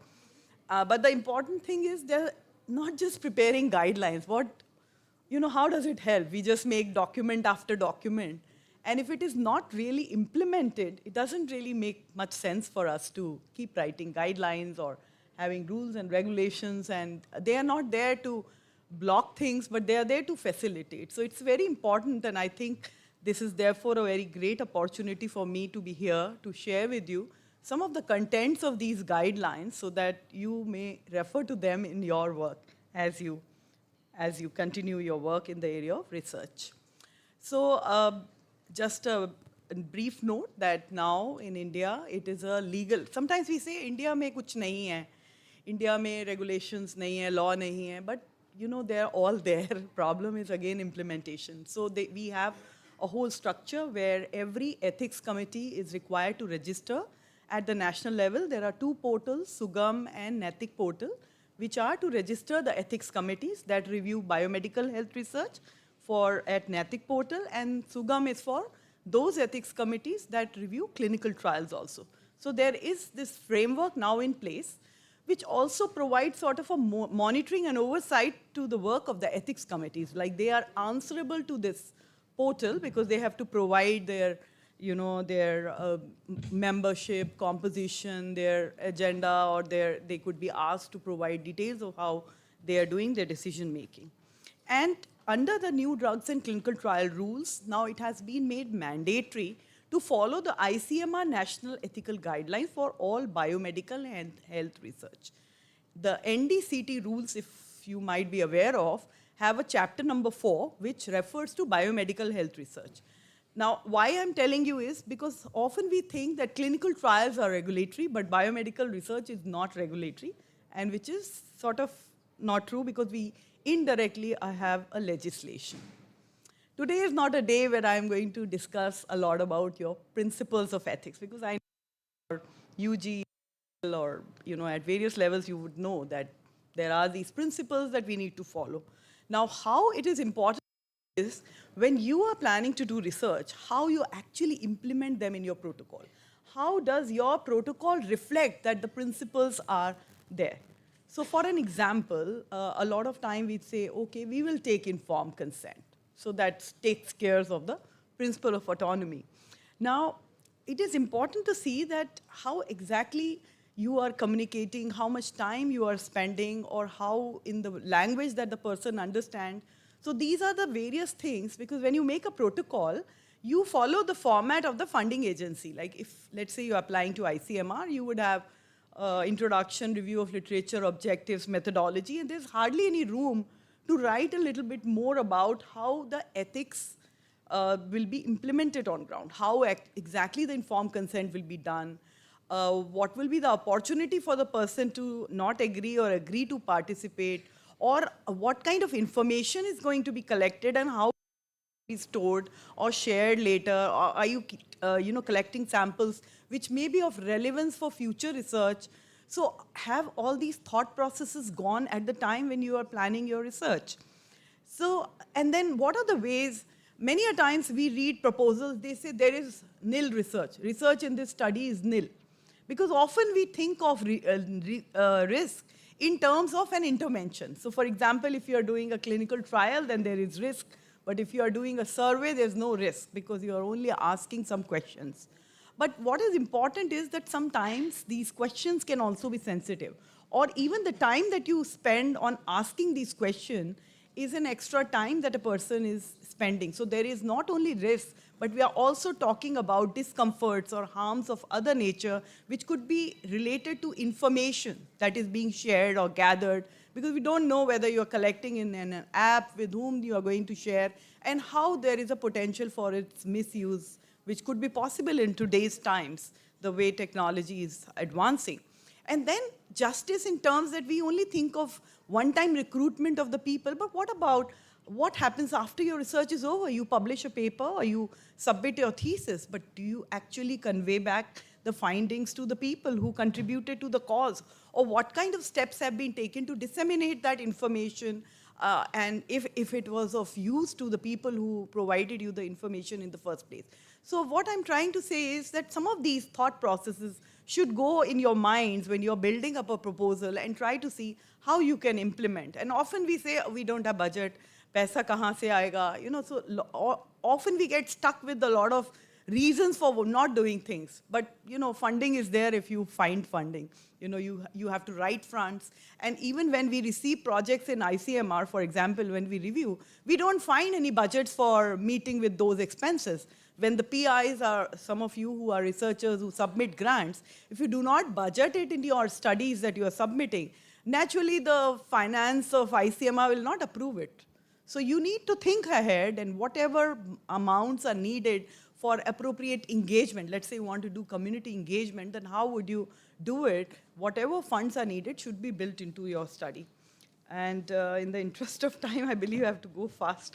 So there are all these general principles which talk about the need, importance, to be done by professionally competent team, and I'm trying to see how risk can be minimized. There's no exploitation. Institution has to provide support, and we have a social responsibility, and of course transparency, accountability, privacy. All of these are important principles. And there are these 12 sections in the guidelines, which you see on the left-hand side. The initial 6 are more general, which talks about principles and issues, ethics committee, review processes, informed consent, vulnerability. But the next 6 sections are more specific, so depending on the type of research. So if you're doing a public health research program, or you're doing a clinical trial, or you're doing a socio-behavioral research, or genetics, so depending on that, you could refer to these sections. And the section on general ethical issues has discussed some of these things that you see on the right side, which are benefit risk assessment, privacy. And many a times, like I said in the beginning, we think this is the job of the ethics committee. The ethics committee is going to do that for us. That's not really true. Ethics committee is going to review it, but it is you as researchers who have to actually implement all these principles in practice. You have to see and make that assessment that whether the benefits are more than the risk, and state it in the protocol or tell the ethics committee about it. Similarly, what are your safeguards that you have put in place if you are going to enroll anybody who might be vulnerable, a person or a group of people, or how their identified information is going to be protected, or how it is going to be anonymized later? Are you going to share that data later, make it available publicly? what kind of payments, because it should not be the patients or participants, as we call them, who should bear any cost of participation in the research. So we need to provide for that. And in case somebody meets with an injury due to participation, then what kind of compensation or medical management is available. And of course, conflicts of interest are another big area where these are secondary interests because of which our primary interests may get affected, which is research, because we are looking at some other. And community engagement is, the least I talk about it because it's mostly seen as a theoretical process of, but actual engagement requires a lot more energy and a lot more time because you need to really communicate it in a manner. It's over a period of time that your department builds up a rapport with the community with whom they would like to work with as partners and not as to be seen as something being done on somebody, but to look at it in a more partnership manner. And then once your research is over, what kind of returns are going back to them? It is not always monetary, because a number of times we get stuck with, oh, this drug is not approved, so we can't do it. Even communication is very important. Even just telling them that, we did this research, these were the findings, even if you are not able to directly communicate any, product to them. And then think about storing, because a lot of time we are doing research on some important population groups, or we are working with rare diseases or some area where these samples or data may be crucial. So plan ahead, think of it now, take informed consent now for storing these samples for future research or collecting this data, because sometimes you think as data mera hai, this is my data, I'll do whatever I want to do. So we are only custodians of these data sets.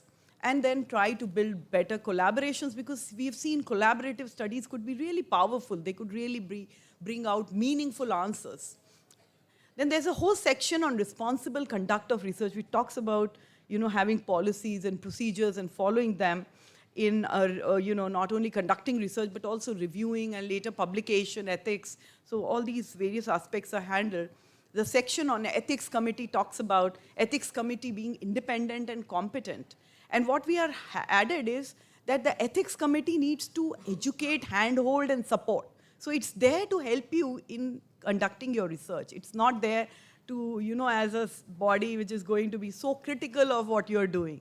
It is going to be a facilitatory process, is the ecosystem that we are thinking about, where ethics committees and researchers work hand in hand for better quality research in India. And of course, for that, everybody needs to be abreast with all the requirements, the guidelines and all that. And every research should be reviewed before and not after. So sometimes you do the research and then go to the ethics committee at the time of publication because the journal is asking for it, and that's really not how it is done.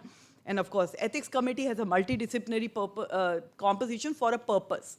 It's not for lay members or the non-scientific members. Of course, lay term is something I don't really like, but it's there. So members who represent the society, who bring in the patient perspective on board the ethics committee are also empowered to speak up. And it should not be like the ethics committee is only talking science and big things. And these members, we often see, we observe some ethics committees and they are just sitting there just to fulfill the quorum requirement. That totally defeats the purpose of an ethics committee. And that is the ecosystem I'm talking about. So every member has importance in this committee. And that's why it is a multidisciplinary composition. And informed consent is not a form, because many a time we just talk about it as a one-time event of signing a sheet of paper or form, which is handed over to a patient. But it is about a process of engagement. It's a process of communication, trust building. So it requires a lot of things. There are some elements that are listed in the left-hand side, so all of these, in very simple language. That's the other thing. Sometimes we make forms which are long and complex and not understood at all, because we just, we think that this is what is to be done. The idea is, अगर हिंदी है तो हिंदी सरल भाषा वाली हिंदी हो, हिंदी वो नहीं जो हमारी डिफ़िकल्ट वाली एक हिंदी होती है, जो मुझे खुद ही पढ़ने में दिक्कत होती है वो हिंदी, जबकि मेरी मातृभाषा हिंदी है. तो एक सरल भाषा जो समझ सके, जो पेशेंट या पार्टिसिपेंट जो बनता है वो समझ सके. Very simple language, one thought per sentence, short statements rather than long statements. So to make it all meaningful, and we can do electronic consenting and all Now we're talking about technology, we are talking about, moving ahead and not lingering on. Then there are people who may be vulnerable. It could be because they're a child, or it could be due to a situation, they could be terminally ill patients, or they could be from a lower socioeconomic sector. So depending on that, one needs to provide additional safeguards to safeguard their interests. Clinical trials is the whole section. Unfortunately, I don't have time to go through this right now. But what I would like to tell you that for regulatory trials, we need to follow the Drugs and Cosmetics Act and the rules. But for other biomedical, the academic trials, as we call them, or non-regulatory trials, the AIIMS guidelines have to be followed. There are two sections, one on public health research, another one on socio-behavioral research, which have talked about another gray area where we have these different types of study designs, your registry programs, implementation research, or you're doing qualitative study design, so that's the section. There's another one on genetics, and another one on biobanking and data sets, so it's a lot of information I'm trying to put in 15 minutes is very difficult. So emergency research, if you do, so there is this whole section. Then what I also wanted to highlight here is that there are a lot of institutional responsibilities, and I'm not sure whether we have institutional, senior management here, but then it is important that we improve our scientific review processes, because what happens is the ethics committees end up doing the scientific review if we don't do a robust scientific review. Similarly, there has to be mechanisms of training, mentoring students within the institution, faculty, have workshops, policies for conflict of interest declarations, because nobody understands what is conflict of interest, when it is to be declared, how is it going to be managed. So we need a better dialogue. Then clinical trial agreements. Often the PI or the investigators may not be in a position, because these are kind of legal, long documents. So we need a support system there, or seeking insurance from these companies. And we don't have a mechanism, and investigators are like, how do I get insurance? From where do I get insurance? So the institution has to provide that support. Then about monitoring, DSMB, having a data and safety monitoring board, having formats for signing of material transfer agreements and MOUs with collaborators, looking at ethics committee registration, accreditation. We have a national accreditation, and also we have international. Then ethics committee registration on Sugam and Natik, as I mentioned before. Storage of samples, having clear-cut policies within the institutions to guide students to do that and provide opportunities. Administration of grants is a whole big business, it's a lot of work. And then payments, compensation, IPR, patents, policy briefs, adopting electronic methods, community engagement. See, all of these are, there is an institutional support that is needed to undertake these kind of studies, and often also have a research integrity unit for research misconduct, and also for training and publication support, because nowadays we need a lot of money to publish a paper also. So for an ethics committee submission, the student must look at all this. If you are a student or a researcher, must look at all this. This is all given in the guidelines, and I'll just tell you.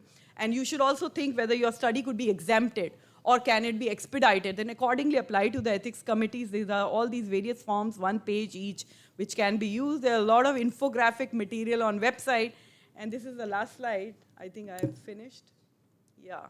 So these are a lot of publications that I see up. I'll just briefly mention so that you know about them. So of course, other than the ICMR national guidelines, we have these, this guideline for research in children. Also, we have prepared a handbook for which is like a summary book or an abstract book of the main guideline, because sometimes students find it very difficult to read the whole guideline. So there is this handbook that is available. It's only 20 pages, very easy to follow. Then we have a research integrity and publication ethics guideline. There is a SOP for emergency meeting.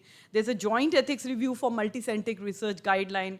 We also published a reference book called Biomedical Ethics Perspectives. There's another guideline on controlled human infection studies. There's a guideline on AI, if you're planning to do any research involving AI. Then we have 2 other addendums that came out last year, which were about lab validation testing. So if you're doing a lab validation testing or you're doing a systematic review, you are no longer required to apply to an ethics committee. There's a guideline that was prepared in collaboration with Ministry of Health and Family Welfare on leftover samples for commercial purposes. So it tells you how it can be used. And then there's another guideline on research and integrative research, because we are dealing more and more on integrative research. And then recently, this is just last week, we have translated the handbook in Hindi. So that is also for our outreach. And I feel happy to tell you that we are one of the WHO collaborating centers, the only one in the Southeast Asia region for strengthening ethics, and we have contributed to a large number of international publications as well. All these are available on our website, and thank you very much for this opportunity. Thank you. I don't know whether time for questions, so if somebody would like to, yeah, please, if there's, yes.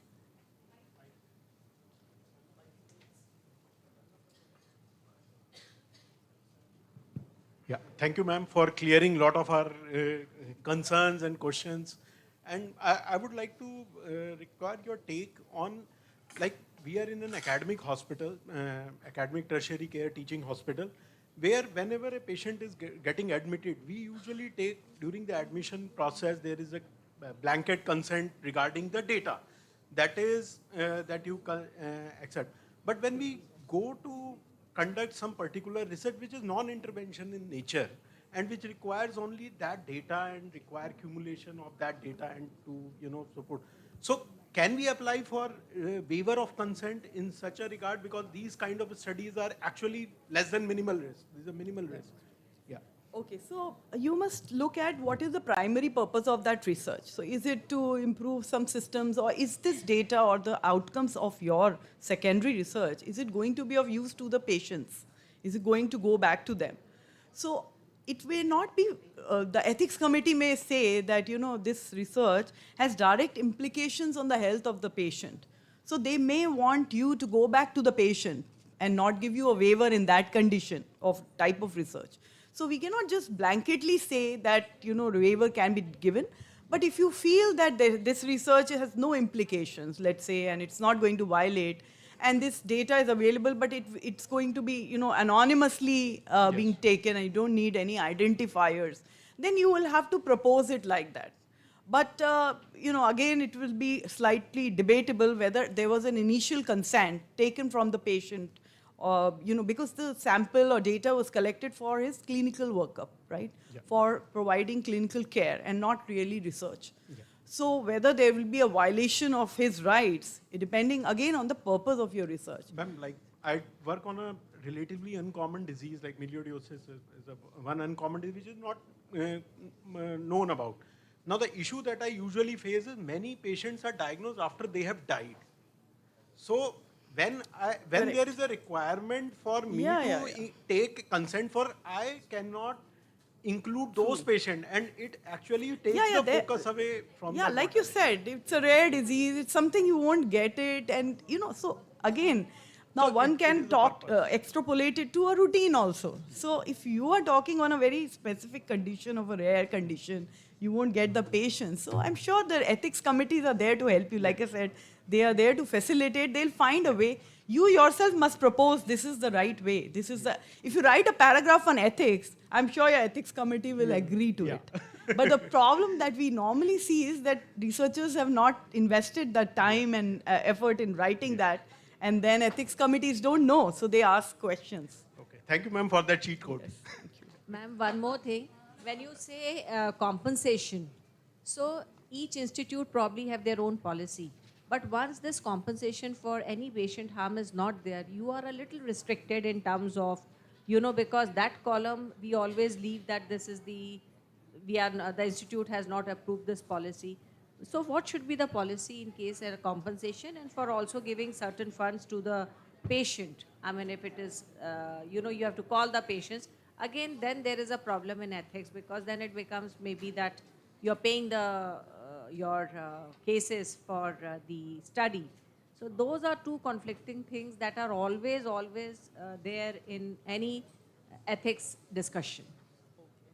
Yeah, thank you. I think you gave the answers also, because these are things to be discussed. And what we are talking again of the ecosystem is that the institution tries to set up a research corpus funding. Because a lot of time in your academic study, and it's a 3-month study, and you will take 3 months to get all the... So if there is a research corpus which could be built up over a period of time, it cannot be done overnight, but then there is a fund available, which is for everybody to use. I've seen some institutions, I don't want to name anybody here on this platform, but there are institutions who have taken a blanket approval for all the research that is happening in the whole institution. They've taken a blanket insurance policy also. So such kind of, steps at the institutional level can really go a long way without, having to struggle with each and every and talk all this discussion about budgets and everything. So we can. All these points rather than, they are the only You two can probably factors have a which- session, one session, the ethics committee, as members of the ethics committee, have a session with the dialogue with the researchers. This is what we want. This is our format. This is how we want it. I think it's just lack of communication. Thank you, ma'am. I think we cannot have enough of Roli Mathur, madam. So we can continue to have all these discussions after the session. And madam, after your very insightful talk, very lucid style and lot of information, we now will move on to the next part of this program. But before that, we would like to felicitate our beloved professor and previous HOD, Professor Neel Kamal Kapoor, madam, who was there as judge for the previous session on MD/MS thesis presentations. So for that, I request, madam, if you could kindly come up to the dais. And I request Professor Shikha Malik, madam, if you kindly do the honors of felicitating Kapoor, ma'am.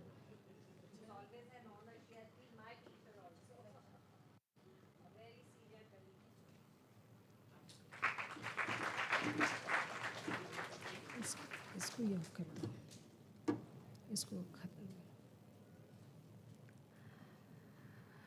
Okay, so now we move on to the presentations which will be now done by the PhD scholars. So we have 3 PhD scholars who are going to present their research on this platform. And for that, I request the honor of judging for this session to Dr. Roli Mathur, madam. I request your time for judgment of this session on PhD thesis research. Then Dr. Kaushik Chatterjee, Professor and Chair, Department of Bioengineering, IISc Bangalore, and Dr.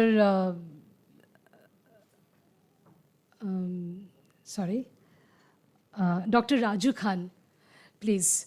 So with not much ado, I'll start this session. So the first presentation will be by Santana. Okay. So before we move on to the presentation, we'll just have a small felicitation of our judges. So I request our students to please come up and felicitate the judges, Dr. Raju Khan, Dr. Kaushik Chatterjee, and Dr. Roli Mathur. And Roli ma'am, our students will be felicitating you. This is the culture here. You kind of...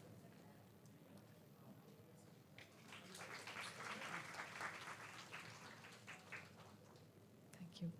Dr. Kaushik Chatterjee.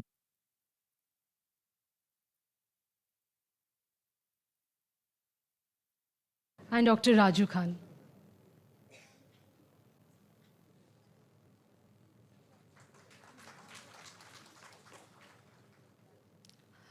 Thank you. So now I will like to call upon Mr. Santana Chenchula for the first presentation. He's from the Department of Pharmacology.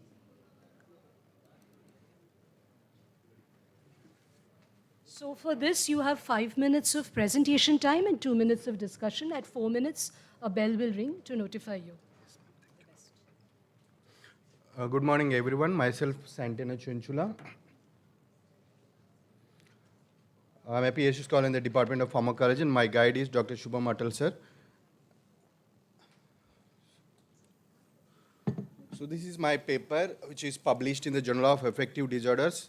It's a Neurology journal, and it is a Q1 journal, and its impact is 4.9 and 5-yearly 5.6 according to the Web of Science. Coming to the background, common mental disorders, including both depression and anxiety, they are highly prevalent globally and even in our India also. And commonly they are treated with the antidepressant medications. Coming to the current trial and error prescribing, there are suboptimal response and treatment outcomes like adverse effects with the current trial and error treatment. Around 30 to 50% of patients with depression and 40% of the anxiety patients fail to respond to the first line treatment. And around 37% of patients do not achieve the remission with the first line treatments. And even after increasing to the second dose, second line treatment, or even by augmenting the dose, and it is very difficult to achieve even 50% of the remission, which is considered as a gold standard for the antidepressant treatment. And around 25,000 of ES emergency visits per year are due to the antidepressant adverse drug events. So, why it is? So, variability in antidepressants efficacy and adverse events, significantly it is influenced by the drug metabolizing enzymes, which are usually called as cytochrome P enzymes. So, when it comes to the pharmacogenomics, it offers a precision medicine approach to optimize the antidepressant selection and dosing so that to prevent the adverse events and to improve the remission, which is very important. Coming to the rationale, although pharmacogenomics shows promise in mental health treatment, there are several trials are published, but the treatment outcomes are different in different trials. So, what we have planned, due to lack of what we have planned a systematic review and meta-analysis to pool the both efficacy and safety of comparing the pharmacogenomic informed treatment versus the usual treatment, current trial and error treatment. And so, this is our objective. So, this is a systematic review and meta-analysis following the PRISMA 2020 guidelines and databases. We have searched Medline, Scopus, Cochrane Library from inception to 30 January 2024. Studies include around 18 studies we have found, and the sample size was 7,021. And statistical analysis we have done using the review manager Revman software 5.4.1 and using the Mantel Hazen method due to the data was dichotomous data, and effect measures risk ratios with 95% confidence intervals using both fixed and random effect models. Risk of bias we have done using the advanced tool, ROB2 tool, and publication bias we have used funnel plots and advanced very sensitive post hoc DY plots with the LFK index also, and we have done certainty of evidence also using the grade pro grade approach. And this is our key results about the remission of the antidepressant on the depression. So at 8 weeks, first one is 8 weeks. So around, if you see the results are favoring the pharmacogenomic guided treatment over the usual treatment at 8 weeks. Only the RCTs, if you see, and we have not included the other studies, observation studies. At 12 weeks also we have found the favorable. So coming to the safety, here also we see less adverse events with the pharmacogenomic guided treatment over the usual treatment. So coming to the anxiety disorders, the results, we have not done meta-analysis because of the heterogeneity of studies and less studies, but the qualitative analysis shown that improved treatment response and remission even in the anxiety disorders and fewer adverse drug events. Coming to strength and limitations, it's the largest and most updated synthesis and including both the anxiety disorders, and we have done mainly remission, which is very gold standard of the antidepressant treatment, and we have used sensitivity bias estimate DY and LFK index plots also, and limitation to observation studies in the systematic review of the anxiety disorders and heterogeneity at week 12. So overall, in conclusion, pharmacogenomic guided treatment improves the remission and reduces the adverse events in patients both CMD, including depression and anxiety. Thank you. Thank you for your attention.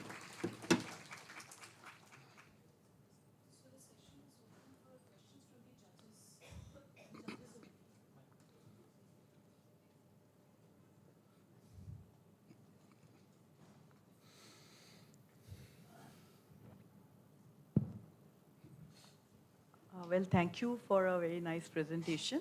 Thank you. So, the pharmacogenomic guided presentation, would you like to just define it to all of us for our understanding? How did you include? Actually, currently we are treating depression and anxiety with the current trial and error method.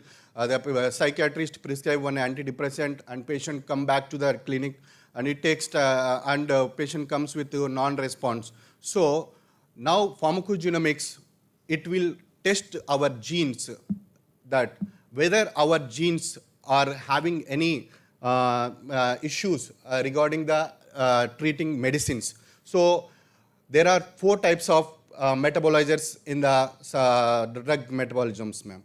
Ultra rapid metabolizers and rapid metabolizers. They are considered as ultra rapid, fastly they metabolize the drug, and it will eliminate from the body before it do its work. And other metabolizers, intermediate metabolizers, and the poor metabolizers and normal metabolizers, ma'am. So poor metabolizers and intermediate metabolizers, they will show more adverse events because the drug is stored in the body itself because of not very poor elimination and intermediate elimination. So it leads to the adverse events with the drug. So pharmacogenomic guided treatment, what we do, so we'll test the patient genes, and according to the CP guidelines, the current standard guidelines, we'll inform the correct dose and correct drug which is suitable for the patient, so that the patient will be prescribed the drug, the antidepressant which is selected according to the pharmacogenomic testing. And then the results have seen in majority of the trials which are European countries and US like countries, ma'am. So results have shown the very good outcomes.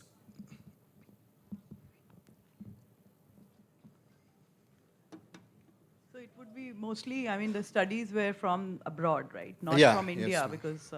no, ma'am.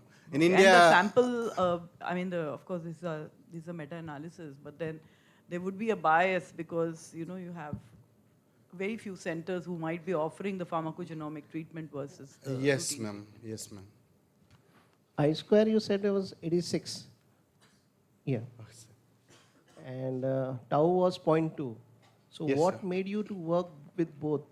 Yes, fixed sir. and random? Heterogeneity, actually at week 8, heterogeneity if you talk is like low heterogeneity, it's sir. 86%. So you are At week 12, high What made you heterogeneity. think about going for both rather than just going for random? What thought process was there with you? Why you selected fixed effect also? You said Because in of the high front. heterogeneity, sir. So you can use random. So what was your thought process? Why you No, sir. For used week, both? week 12, I have chosen fixed effect, sir. Week 8, I have chosen random effect. Okay. Because of low heterogeneity. Okay. Yes, sir. Yeah, thank you. And we have used advanced sensitivity index, LFK index parameters also. Yeah. And to have show you the tried to publication. remove some of them for weighting, like subgroup analysis, sensitivity? Sensitivity analysis only done, sir. That Yeah, is, we have not included the observational studies. We have excluded RCTs. And you also mentioned at the start that you also use fixed effect. So that's you are not you have not shown here. Okay. Yes, sir. Week 12, fixed effect. Okay. Yeah. Thank you. Thank you so much, sir, for this discussion. So, good, Dr. Santana. Yeah. So,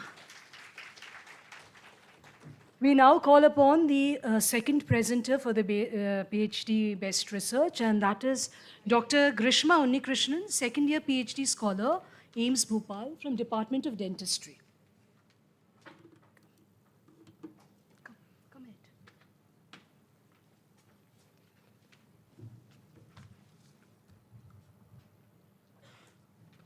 So in the interest of time, I would request that let's keep the discussion to 2 minutes. We are already running almost 20 minutes behind schedule. So in this one, we'll go for that. A very good morning to one and all present here. I'm Dr. Grishma Unnikrishnan, second year PhD student from Department of Dentistry. So I'm here today to present our systematic review and meta-analysis on the topic effectiveness of behavioral therapy and inhalation sedation in reducing dental among patients attending dental clinics. So what is dental anxiety? Dental anxiety, it refers to the fear or anxiety related to dental visits or procedures. It can affect both children and adults and ranges from mild unease to severe phobia. The reported prevalence of dental anxiety among children ranges from 5.7 to 20.6% in children, and in adults it ranges from 3.3 to 15%.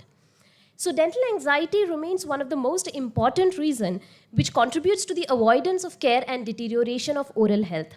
Currently, behavioral therapy and inhalation sedation have been used for the management of the dental anxiety. So sedation, while it's invasive, it's rapid and provides short-term relief. Whereas behavioral therapy, it's non-invasive, which is mainly aimed at long-term coping. So existing studies have shown inconsistent findings regarding comparative effectiveness with no clear consensus, which leads to my objective, that is to compare the effectiveness of behavioral therapy versus inhalation sedation in reducing dental anxiety among patients attending dental clinics. So coming to the methodology, all the randomized control trials and observational studies that has compared both the techniques have been included in the analysis. And the major databases searched include PubMed, Scopus, Cochrane Library, and Google Scholar. Prisma guidelines have been followed and the protocol has been registered. So this is my PICO framework. So population, they are children and adults experiencing dental anxiety. Intervention is behavioral therapy. Comparison, inhalation or conscious sedation. And outcome is a reduction in the dental anxiety.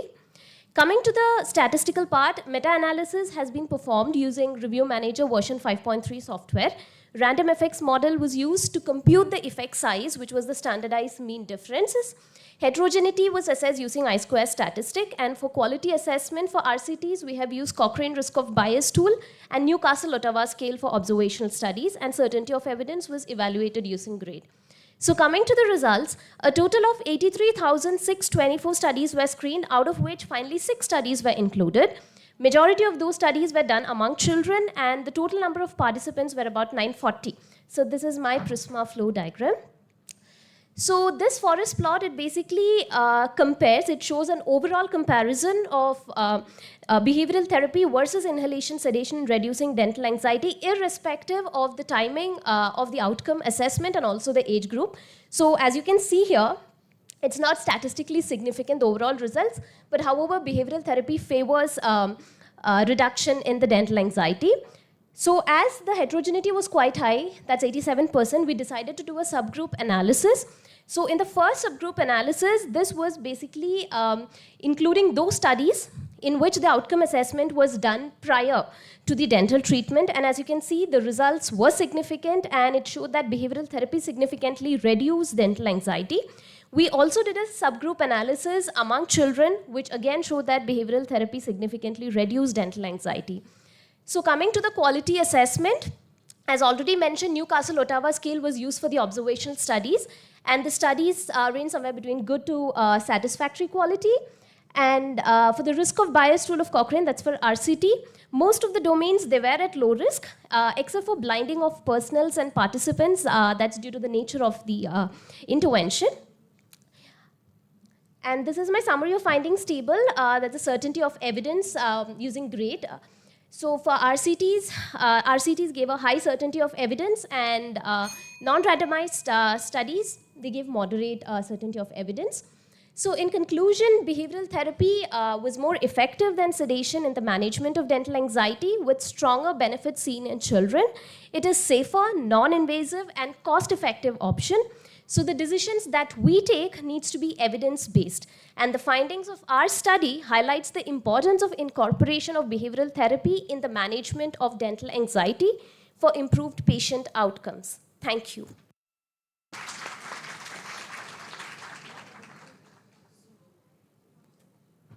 I request the judges to kindly ask their questions to the student. Any questions for her? Observational studies and clinical trials in one, in your inclusion criteria or mention, because... Yes, ma'am. Thank you for your question. So, ma'am, the rationale behind involving both the kinds of studies has been to improve the generalizability, and also, as I told, the total number of studies were just 6. So it was basically to increase the sample size and so that it can be more generalizable. That's the thing.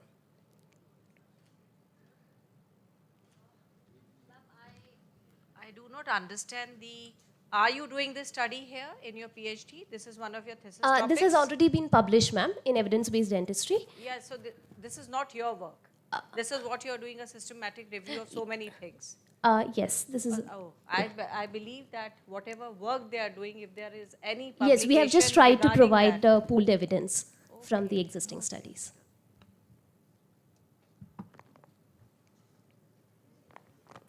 So if you are done with the discussion, then shall we just move on to the next participant? Yeah.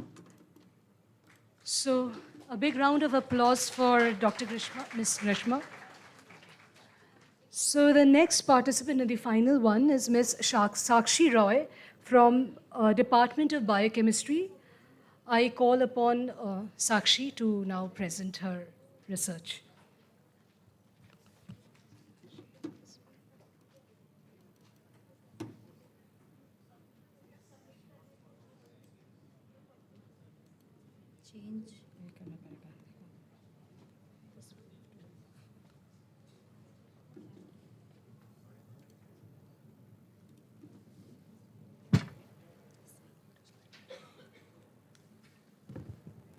So good morning to all. My name is Sakshi Rai. I am from Department of Biochemistry under Dr. Sukesh Mukherjee sir. Today I am presenting my article. So the title is my article is the exosome-based therapeutic advancing drug delivery for neurodegenerative disease. So the research rationale of this study, in India, around 9 million people are affected by neurodegenerative disease, and the number increasing by, rapidly due to the aging people, and neurodegenerative disease still lack of effective treatment due to the poor drug delivery, and our lab already working on exosome. So and in my PhD thesis I am also working in exosome based drug delivery. So exosome are the natural biocompatible vesicle and capable of crossing barrier, and exosome offer a promising platform for targeted drug delivery in neurodegenerative disease. So there are the several type of our barriers are available in neurodegenerative disease. First is the blood-brain barrier, and second is the neuroinflammation and oxidative stress, and third one is the protein aggregation. So misfolded proteins such as the amyloid beta, tau protein and synuclein accumulate in the brain and showing the disrupt the neuronal function.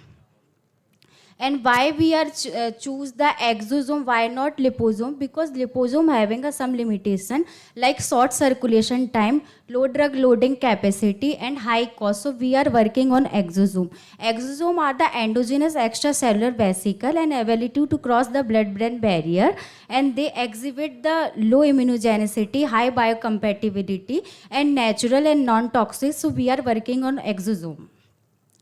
And this is the exosome biogenesis pathway. So exosome are originated by the endosomal pathway. So firstly the outer material entered to the early endosome and matured with the late endosome and released by the plasma membrane. There are the several type of pathways are involved in the exosome biogenesis. First is the ESCRT dependent pathway for the cargo sorting. Second is the ESCRT independent pathway for the vesicle formation. And this is the exosome molecular composition. So membrane which contain the cholesterol, sphingomyelin and ceramide, proteins like CD9, CD63, CD81 and HSP17, and some cargo like miRNA, mRNA and DNA fragments. And there are the several types of exosome are available. We are working on the natural exosome. And this is the strategy for the exosome isolation. So we are working on the differential ultracentrifugation method, and this is the speed-based vesicle separation. So this is the methodology of the cow milk derived exosome. We are working on the cow milk derived exosome. Why we are choose the cow milk derived exosome? Because cow milk are easily available, cost effective, and carry the protect therapeutic cargo due to the lipid membrane, and natural and non-toxic. So we are working on the cow milk derived exosome. This is the methodology we are used. And this is the Bradford assay for cow milk derived exosome, and Bradford assay for the protein estimation. So the result is showing that the sufficient amount of protein are present in our sample. And we are also perform the Western blotting. So exosome having a specific type of marker like CD9, CD63. So these bands are showing that the presence of exosome. And also we are check our exosome in a microscope. So this teeny particle are showing that the presence of exosome. And in future we will also perform the SAM, TEM and other characterization.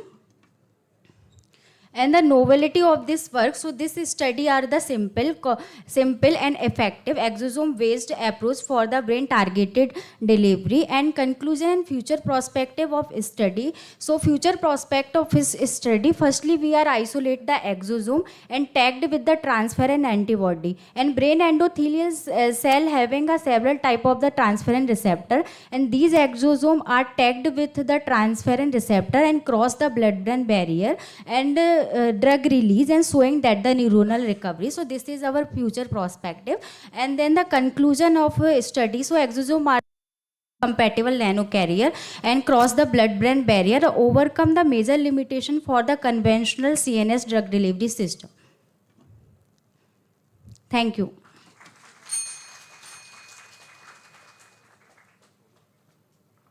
So the session is open for discussion and questions from the judges or the dignitaries.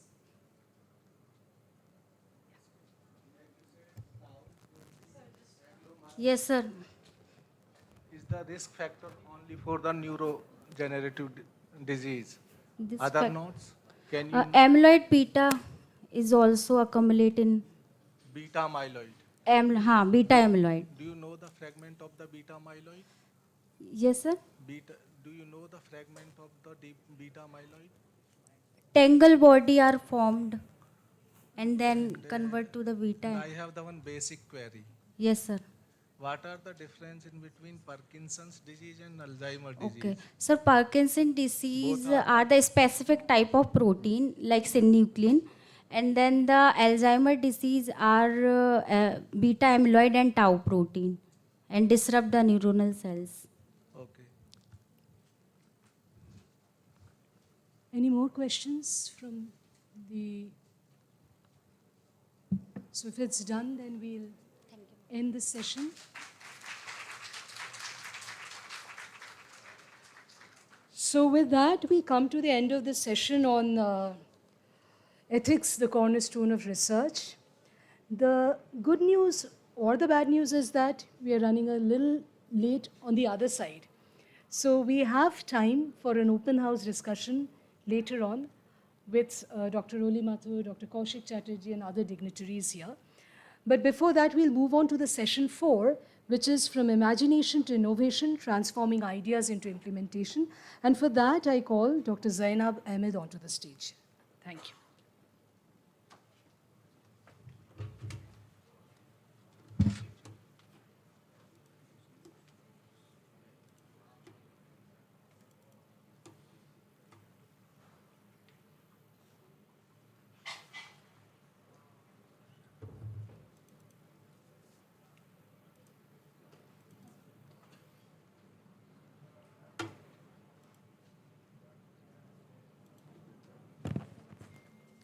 Good morning, respected audience, guests, colleagues, and friends. So we've had a wonderful, engaging session since morning, and we come to the next session. Why are we here? Why is innovation important? So we have all seen that the COVID-19 pandemic brought healthcare innovation to the forefront of the nation's consciousness. We realized that actually India has a very critical barrier in manufacturing even basic equipment and consumables in healthcare. So this experience highlighted the urgent need for indigenous healthcare technology and helped position innovation as a strategic need of the country, towards which national initiatives like Make in India and Atmanirbhar Bharat and the recent push towards indigenous medtech are aligned. So we have a session from imagination to innovation, transforming ideas to implementation. AIIMS Bhopal is privileged to have amongst us two renowned scientists, We are honored to welcome Dr. Qazi Syed Zahiruddin, Executive Director, R&D, and Associate Dean Global Health, Datta Megi Institute of Higher Education and Research, a community medicine physician by training, and an internationally renowned scientist. He is known for his work on clinical translational research and complex health interventions. We welcome you, sir.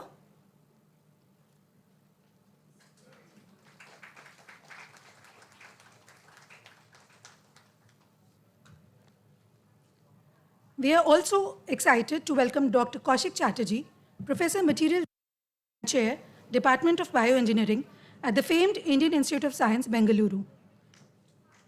He is a distinguished scientist known for his work on biomaterials, additive manufacturing, and tissue engineering. We welcome you, sir.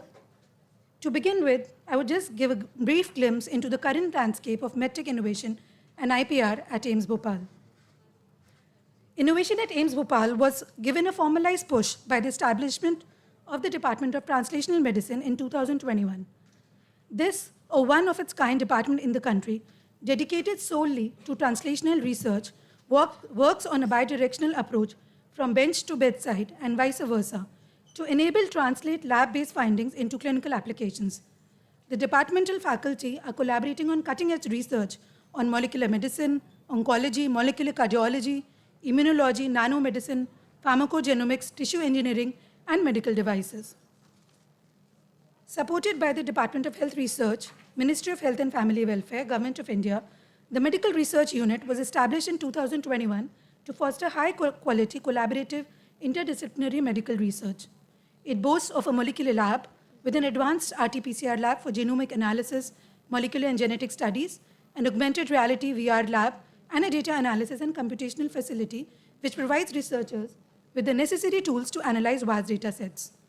A total of 18 research projects are actively running at MRU AIIMS Bhopal, spanning diverse clinical, biomedical, and technology-enabled domains.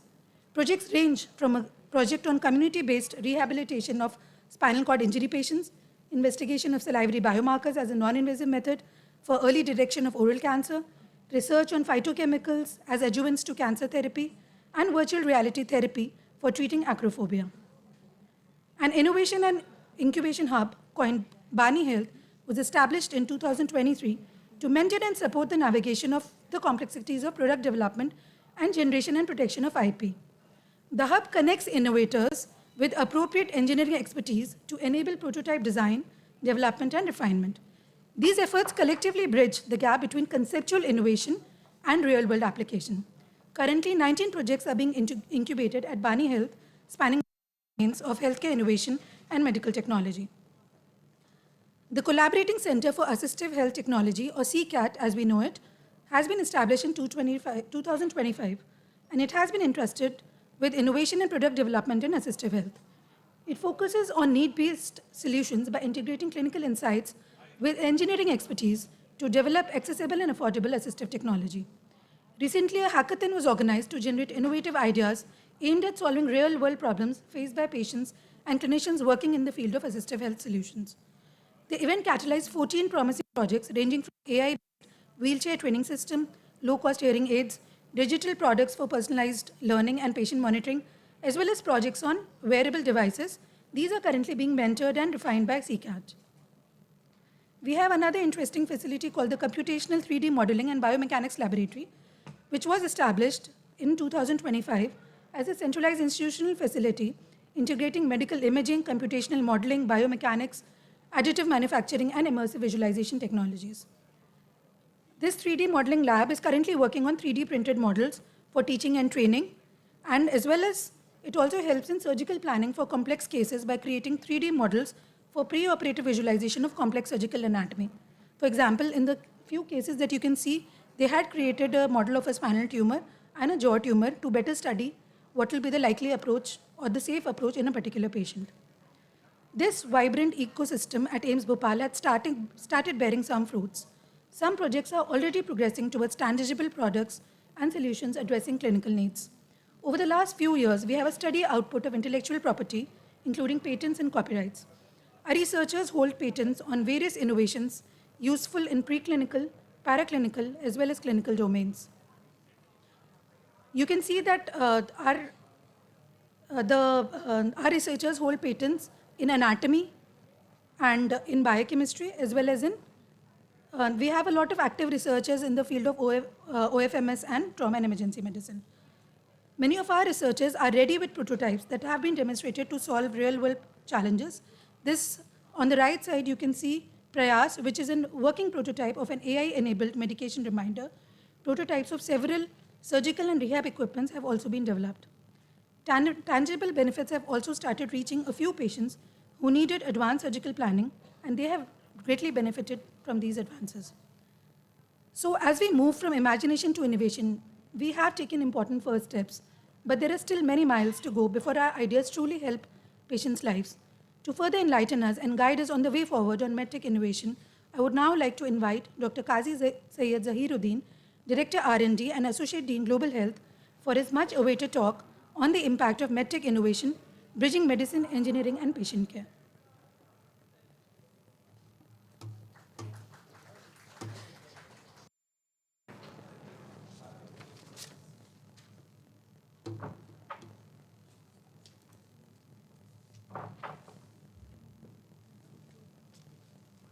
Thank you very much. I've started my stopwatch so that I don't exceed my time. Yes. Okay. I belong to a very small district, the smallest district of Maharashtra, Wardha. It's also famous for having the smallest tiger reserves in India. And, it's also known as Gandhi City, from where I belong to, my university. बड़े बड़े शहरों में छोटी छोटी बातें होती हैं, कभी कभार छोटे छोटे शहरों में बड़ी बात करने की कोशिश की जाती है. So we are, Vichitra, having the highest number of IPR score, 10 out of 10. Only two institutes, medical colleges have 10 out of 10 in NRF. One is Chitra and we at Dattamege. And also we come in top 5 in research score. With Nambakin, we were lucky to have for the first time this new scheme coming up where ICMR of giving to top 5 research score medical colleges of multidisciplinary research unit. So we just got the first grant and we are very thankful to the ICMR for this opportunity. Yes, we started in 2017. We had a conference where we were able to bring all the ITs, all the engineers, doctors, like-minded who were working on innovations. And we were able to tag in with Biomedical Technology Incubation Center in Mumbai, which we got a satellite center for innovations. And then we created that center for 500 square feet. Now we have around more than 10,000 square feet of innovation lab of different supports which we are giving. So also we have provided more than 100 seed grants through NewGen IED, around 2.5 lakhs to develop those prototypes. Well, what we do understand is, yes, we do develop prototypes. We have a very good collaboration, and my friend, Professor Kaushik, when we were discussing what we do with our heart prototypes or the prototypes which we have developed. So both of us were convinced that वो सब सामने रहता है कुछ दिन, then it moves to the next bench and third bench and वो गायब हो जाता है, where we don't know. So it's we get CVs with patents, with grants and research, and ultimately it doesn't go into the translatory component, clinical translation, and benefit is not to them. So tax money is there and we take the benefit of it, but it should not happen, and a lot of efforts we are doing together. So some of the efforts I am showing, this is our gynecologist.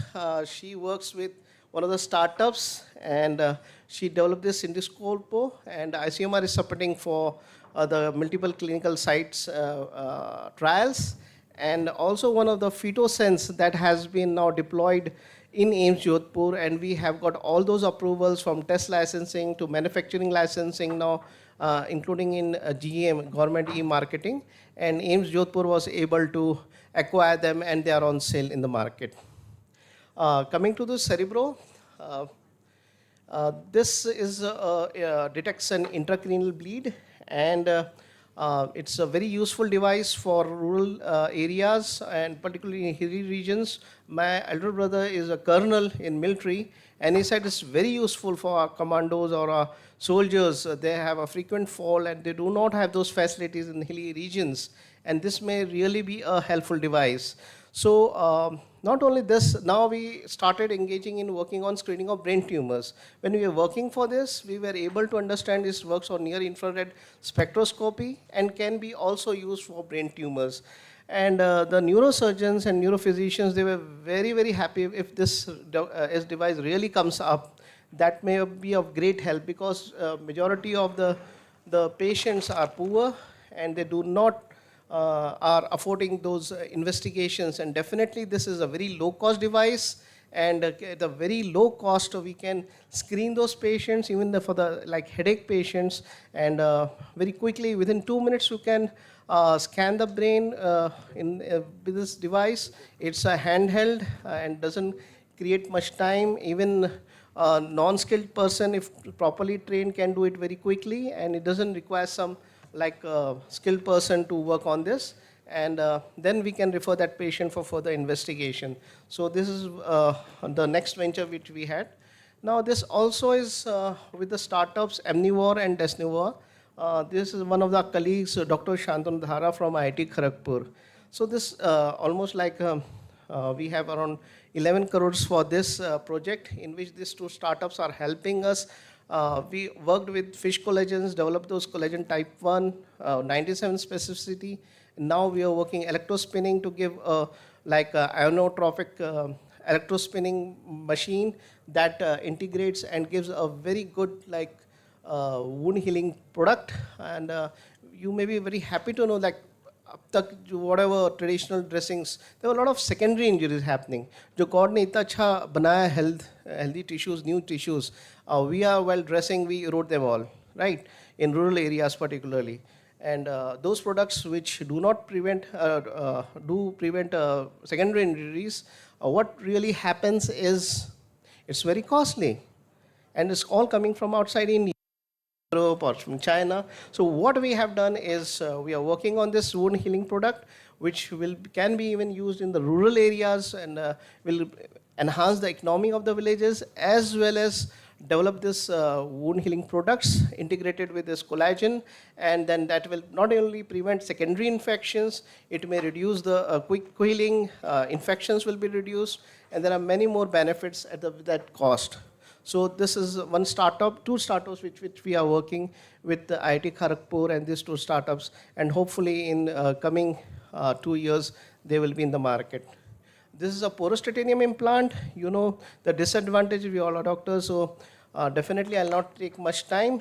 They are very beneficial. The casting system, casting method has been used, and the titanium, you know the disadvantages of loosening and infection. This porous titanium implant helps for bone tissue integration, and it's almost like we have completed our clinical trials. They have been very like, still there is zero infection. We have followed them for 2 years, and they are very low cost in comparison to the Australian devices which are implants which are available in the market. And this is the operation which is being shown. And this is with our mentor, Professor Basu. He has been an amazing person. We have some published either if you use traditional methods, they take a lot of time. There is an overgrowth. We use this 3D printing by CT scan, and to get to this cranial mode, it gives a very less time, less infection, quickly, low cost. If you use titanium, it's a very high cost. So this is another startup which is coming up, and this will be used in central India, and hopefully we will be in run in coming 2 months. This is another startup with which we are working in, and they have made a surgical osteotomy guide, which is helping for mandibular reconstruction. And this is one other surgical guide that some operations are seen. This is in collaboration with IIT Kanpur. We are making off-shelf multifunctional self-free 3D bioprinted scaffolds using exosomes. And these are the studies which are being conducted at this stage. Another project of osteochondral tissue regeneration. This is also first of its kind, and we are in the phase of developing this product with using DLP bioprinters. And I have Professor Kaushik after me. He will be telling a lot about bioprinters, 3D print, and whatever we'll have the learning is because of Professor Kaushik, Professor Basu, Professor Dhara. So we are very thankful for taking our research and taking step by step, and have one of my PhD favorite students with him now. He's his PhD student, and we are progressing on few of the projects on coronary artery disease and some other things which I hope he will be able to cover. And this is also on obstructive sleep apnea device that really is low cost and helps in many advantages, lack of time, so we can discuss during lunch if anybody wishes to know more about it. We are working on those various devices, wound healing products, liver implants, post-titanium implants, and many more prostheses and other cranial flaps. We have been supporting various ideas. We have been giving 2.5 lakhs per student through the Department of Science and Technology. Various industries are collaborating. The main key is work with industries. Like we academicians have a lot of different thought process, mind, and we do not have the understanding of taking research to the beneficiaries. So we really need to work with those industries because they have those connectivity, they have those mindset who can push your research to the next level. And this is our journey to a bioinnovation lab. Within 5 years, we have more than 40 crores of grant, and nothing comes without a team. And this is a small team, and the collaborators from IIT Kharagpur, Kanpur, IIC Bangalore, they have been very kind, and so also the startups. So I think I've justified with the time, and hope to see you all again. Thank you. Have a nice day.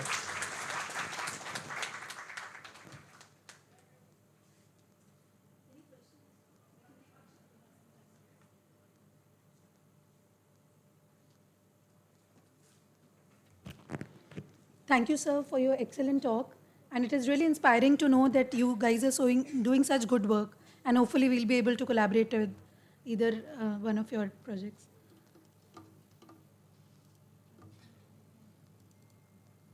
For our next highly anticipated session, we are pleased to invite Dr. Kaushik Chatterjee, Professor, Materials Engineering and Chair, Department of Bioengineering, Indian Institute of Science, Bengaluru, for his talk on biomaterials and 3D bioprinting towards clinical translation and commercialization.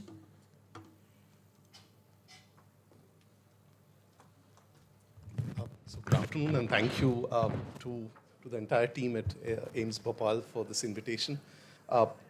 Unlike most people in this room, I'm probably one of the very few who doesn't have an MBBS degree. I'm an engineer by training, and we do a lot of engineering. Of course, the challenge in the country overall, and including in IISc, is that how do you interface between two different populations who think differently, who've been trained differently, but nevertheless need to work seamlessly to make these things a success. So IISc, of course, has been known, it's 120-year-old institution, known for people like Professor C.V. Raman and C.N.R. Rao's and G.N. Ramachandrans and even Satish Dhawans and others who've been very pioneers in their own sciences and engineering fields. But what is relatively new, even in IISc, is this idea of trying to do interdisciplinary research and particularly trying to translate what is done in the labs to a product or into something that the society at large would use.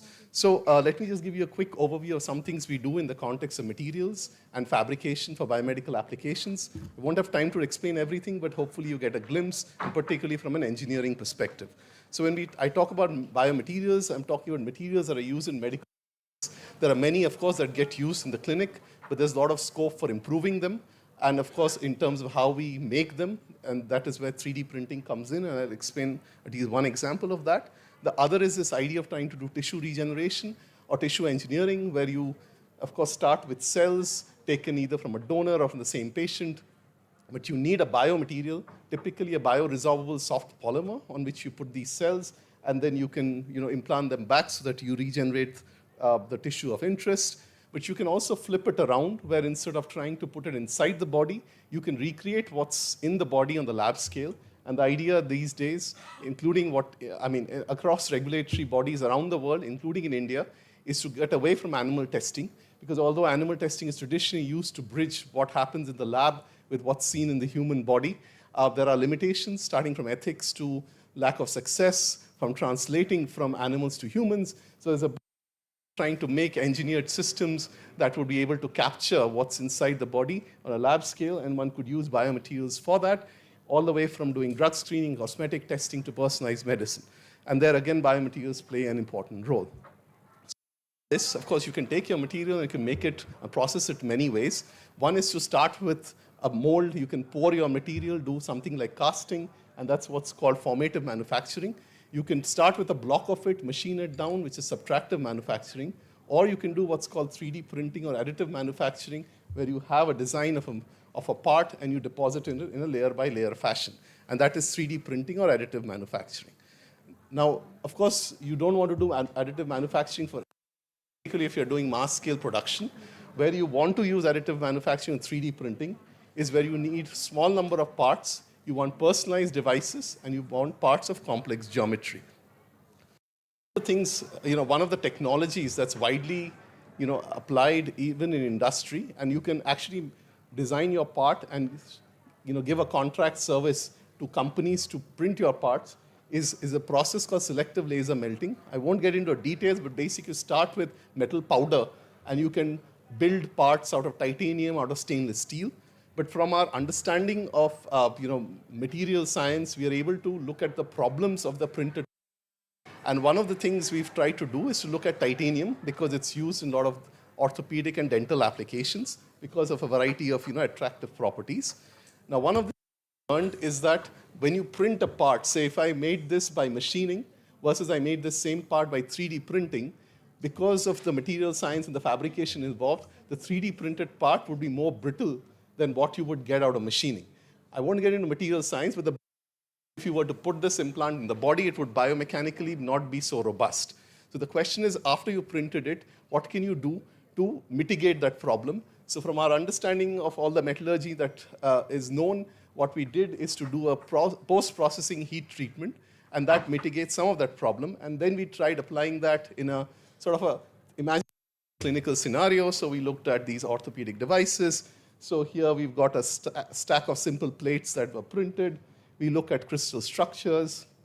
Now this is what happens. If you take a 3D printed structure and you bend it, so you would see here it would start generating cracks very quickly. Whereas if it's a machine part at the bottom, it would not. So what we did is doing some heating, cooling. We changed the crystal structure, and you get a more biomechanically robust part. So the question is, what do you do from a clinical perspective? So what we did is to team up with a hand surgeon in Bangalore who sees a lot of patients from rural Karnataka with a lot of malunion problems. You people would know better than I understand. But essentially, we've teamed up with him where he would give us a CT scan of the defective arm, which would still hopefully be okay. We do a 3D virtual planning of the surgery. Then we make the design of the part, get it printed, and we would ship to the clinic. So this is just one example where you can see this is the reconstructed image. We can design individual implants, and then we send it to the surgeon. So these are customized, personalized implants that have been put in about 14 patients, and also the custom designed surgical guides to make the right cuts and drill into the bone for putting the screws. So this is where 3D printing becomes very useful.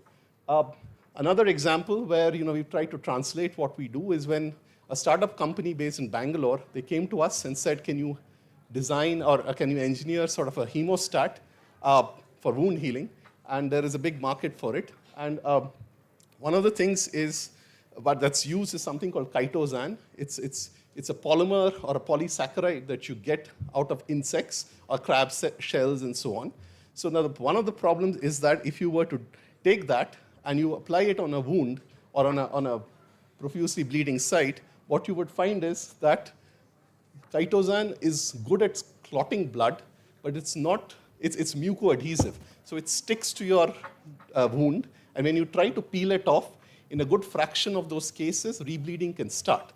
So ultimately, what we did here was to put down a layer of silk protein And the reason, of course, silk is because one is, of course, a startup company itself works on silk as a biomaterial, but also we are in Bangalore, the hub of silk, the Mysore silk. And so if you put that down, it's a good biomaterial. When you put that, what you will notice in this video, the one on the left is the conventional chitosan. Now they'll try to pull it. This is in a rat experiment. You will see it starts rebleeding. Whereas on the right, silk not being mucoadhesive prevents that. So we submitted a joint IP or a patent application, then we published papers. But more importantly, the company decided to license our technology. Now they've translated it, they've scaled it up. This has been launched as a product. It's available in the form of FibroPlug.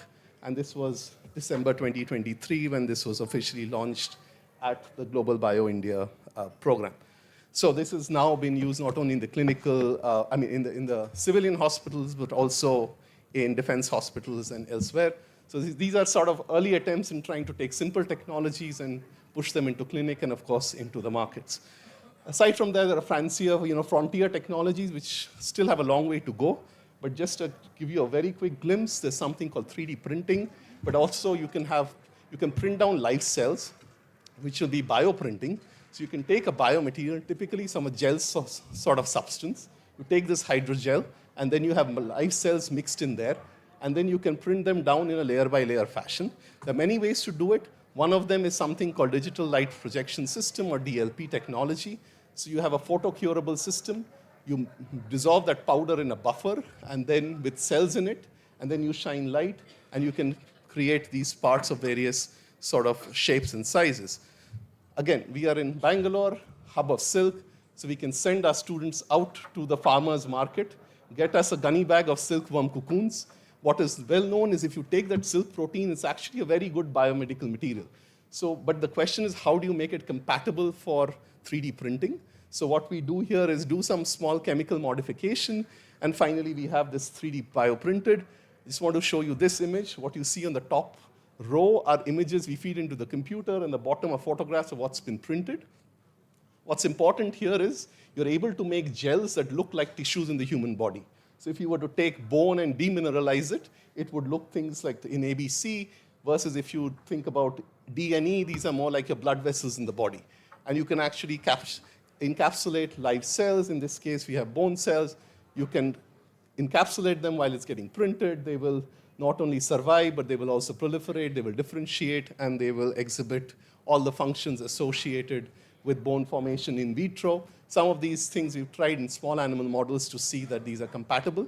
The idea ultimately is to make these kind of complex geometries, use them for tissue regeneration, from bone to skin to blood vessels and so on.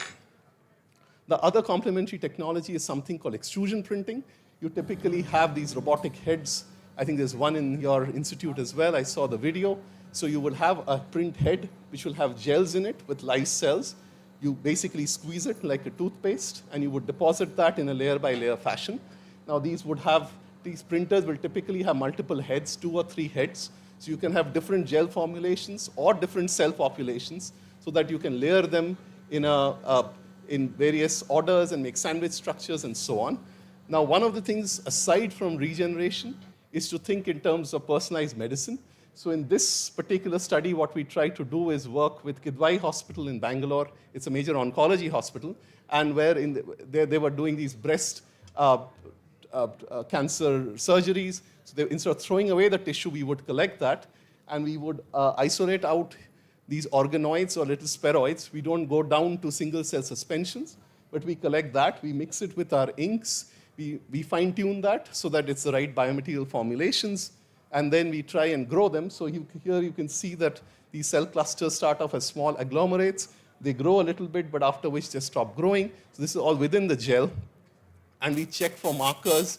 What we've done in more recent times is to see are the different patient samples responding differently to drug formulations. The idea eventually would be to take that information and feed it back to the oncologist so that they can then use that information to maybe more precisely offer medication for that patient. So there's more validation needs to be done, but these are early days of many of these frontier bioengineering technologies. So just to summarize then, there's a lot of potential in 3D printing and bioprinting. People talk about markets that are worth billions of dollars around the world. In India, it's almost untapped. But there are, of course, many challenges, starting from having the right printing technology, right materials, clinical validation, identifying where the business is. But of course, this technology itself has a lot of potential. Its ability to recapitulate complex tissue architectures, the ability to make patient-specific and personalized products, and also to be used for drug screening and personalized therapy. All of this work is possible thanks to the efforts of a lot of students, collaborators, and of course the funding agencies who support what we do.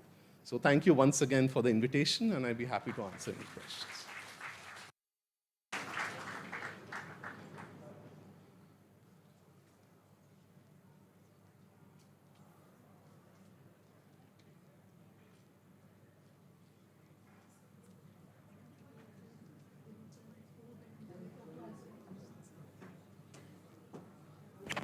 Thank you, sir, for your excellent talk and for making this difficult topic a little easy for us to grasp.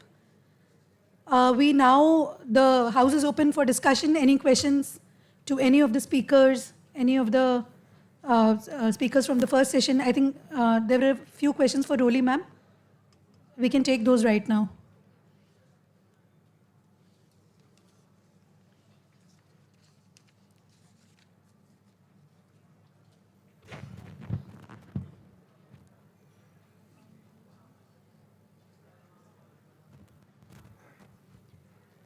A very good morning to Dr. Piyush Gupta, sir.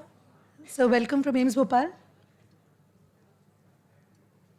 We are still awaiting DG, ICMR and all the other dignitaries to arrive. So can we break a little bit?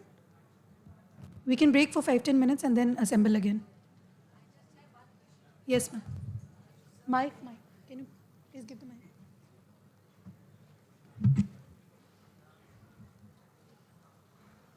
Congratulations, sir. You're doing a great work. I just wanted to know, when you put it just to, stop the bleeding, why do you have to remove it?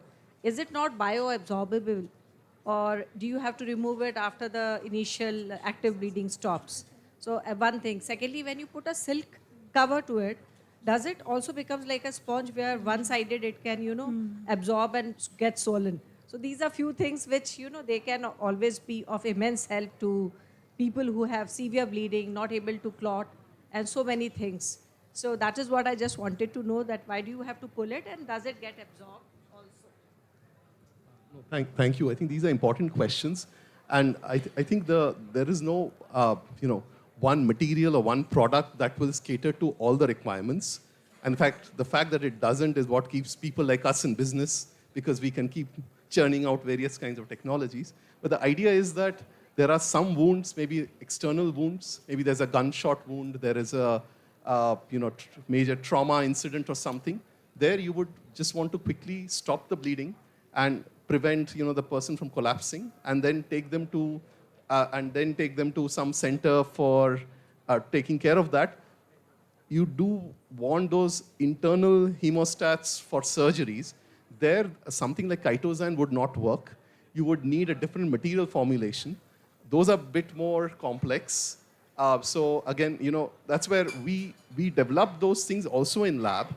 But the one thing I've realized is what necessarily works nicely for a paper or a publication may not be translatable, at least immediately, because there is cost. Then you need a commercial partner or techno-commercial partner who'll be willing to scale it up, go through all the regulatory.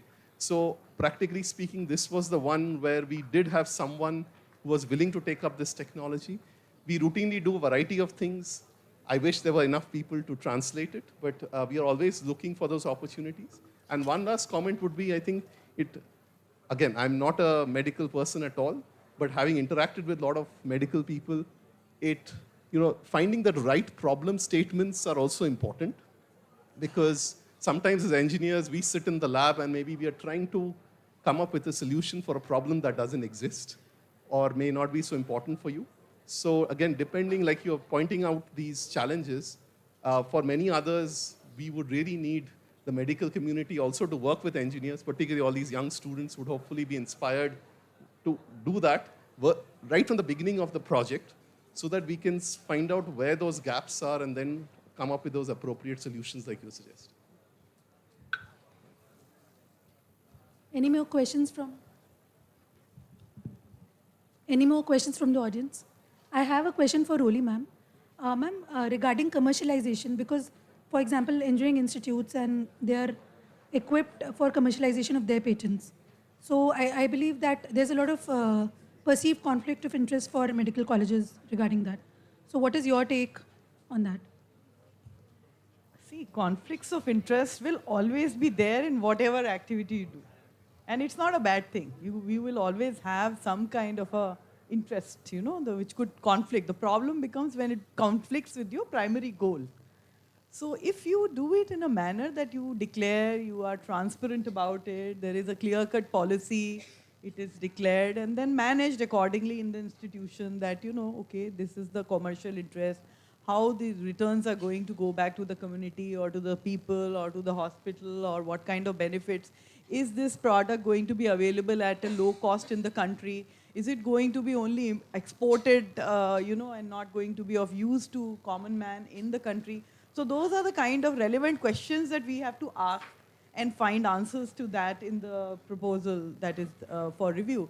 And also we have to take it in a positive way rather than being negative about it. We have to, we have to adopt, it's something new for the medical fraternity because innovation of this kind is really not, medical fraternity is not used to, this kind of new things which are coming up, and now we should be open-minded to it. We must adopt this technology, but we have to find the right ways of using this so that, what is the problem? There is a breach of trust, right? It is about building trust now, because there is a breach of trust about everything being commercial and people are misusing. So,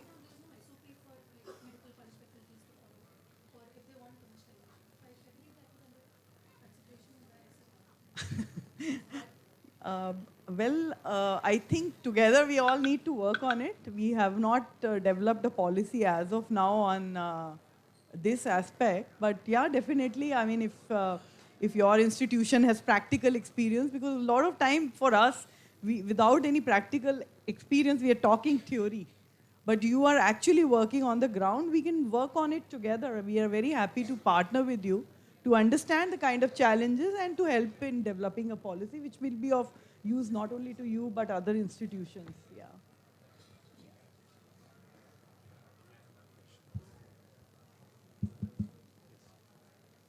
Ma'am, one question from my side also. I am representing the clinical trial subcommittee of the institute.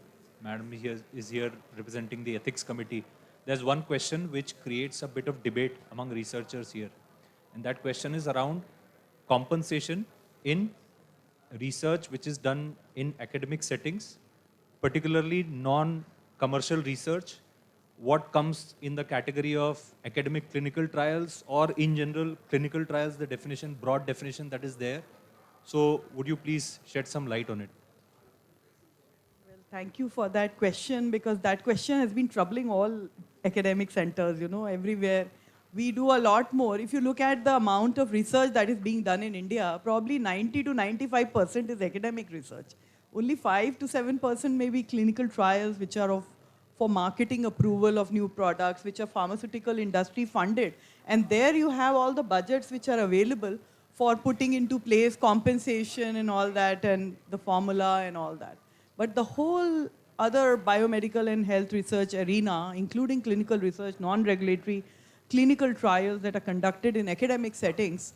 So we are actually right now in the process of developing a guideline document on that. And so here the owners, who is the sponsor? In a clinical trial, there's a sponsor, which is usually the pharmaceutical industry. But in many of these research, it is either funded, it's not sponsored, it's funded by ICMR or other agencies. And then ICMR doesn't become a sponsor as such, because sponsor is a person who is also called the initiator or who is going to get the benefit out of it. So in that sense, ICMR would be funding it or other agencies, but the sponsor remains the institution where the research is being conducted. The investigator and the institution would be responsible. So if you look at the 17 guideline, they have suggested certain mechanisms, and I discussed in my talk also, that we must think of developing a research corpus, which is sort of overarching. Again, if we think of crores of rupees and all, let's not go with that mindset. Maybe I'll talk later.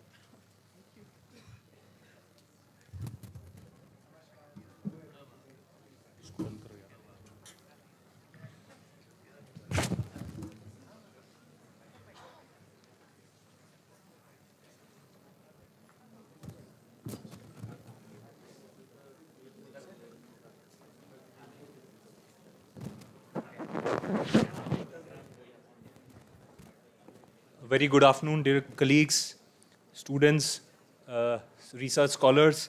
We are delighted to now have amongst us the Director General of ICMR, Dr. Rajiv Bahel, who is the chief guest of our 4th Research Day program.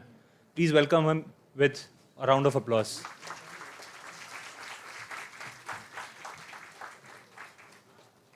With him, we also welcome our guest of honor, Dr. Piyush Gupta, Editor-in-Chief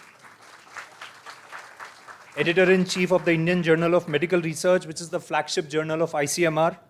They are accompanied by our Executive Director, Professor Madhavanand Kar sir, and our Deans, Professor Rajneesh Joshi and Professor Rehan ul Haq sir. Yes. I now request our students to extend a quick floral welcome to our dignitaries one by one.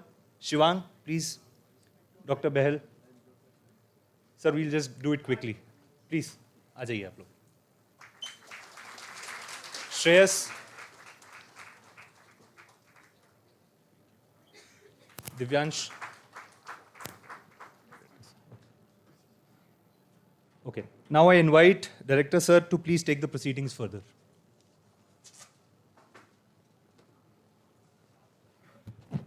Good afternoon. I will not take time. We are lucky that DG ICMR Secretary Health Research Government of India, Dr. Bahel, is here. And it is his personal interest that he should interact with the faculty members. And gradually we will not taking the more time and not introducing others, that we will say after that marriage meetings when we will go for that in the auditorium. Now I will invite Dr. Bahel to interact with each and everyone. He is very open, and I invite you all.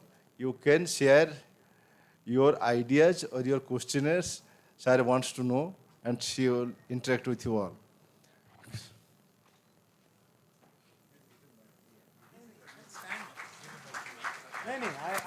When I get tired, I'll sit.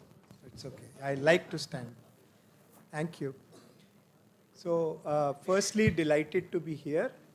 Largely, this session is to listen to you, to your issues, problems, challenges, frustrations, whatever it is, you can share.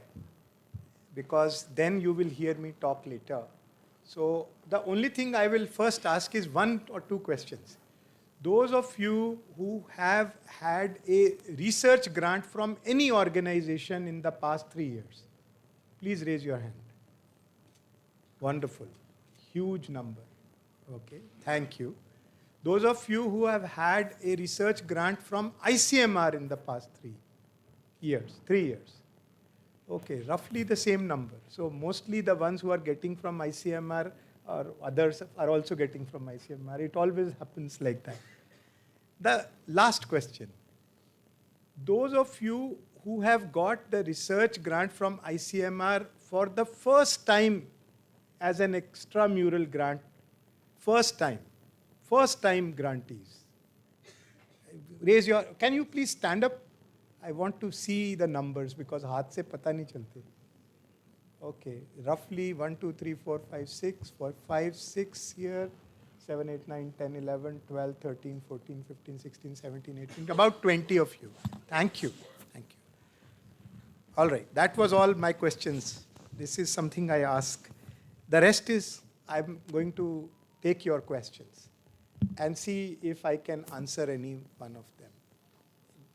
I may be answering them well or not, or to your satisfaction or not, but it is about asking you. This interaction is, when we have an hour or so, is just to get you to share. So my only one rule is, please don't talk for too long when you are trying to give. I have said this before to many people. Believe me, I am a little bit smart. I am not totally stupid.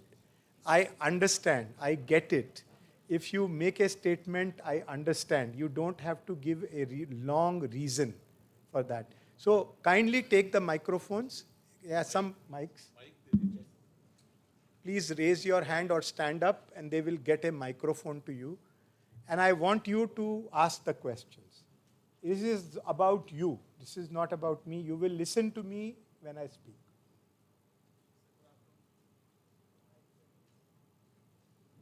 Good afternoon. So I'm Pratik Behra. I'm an orthopedic surgeon, and I have written proposals for grant from ICMR.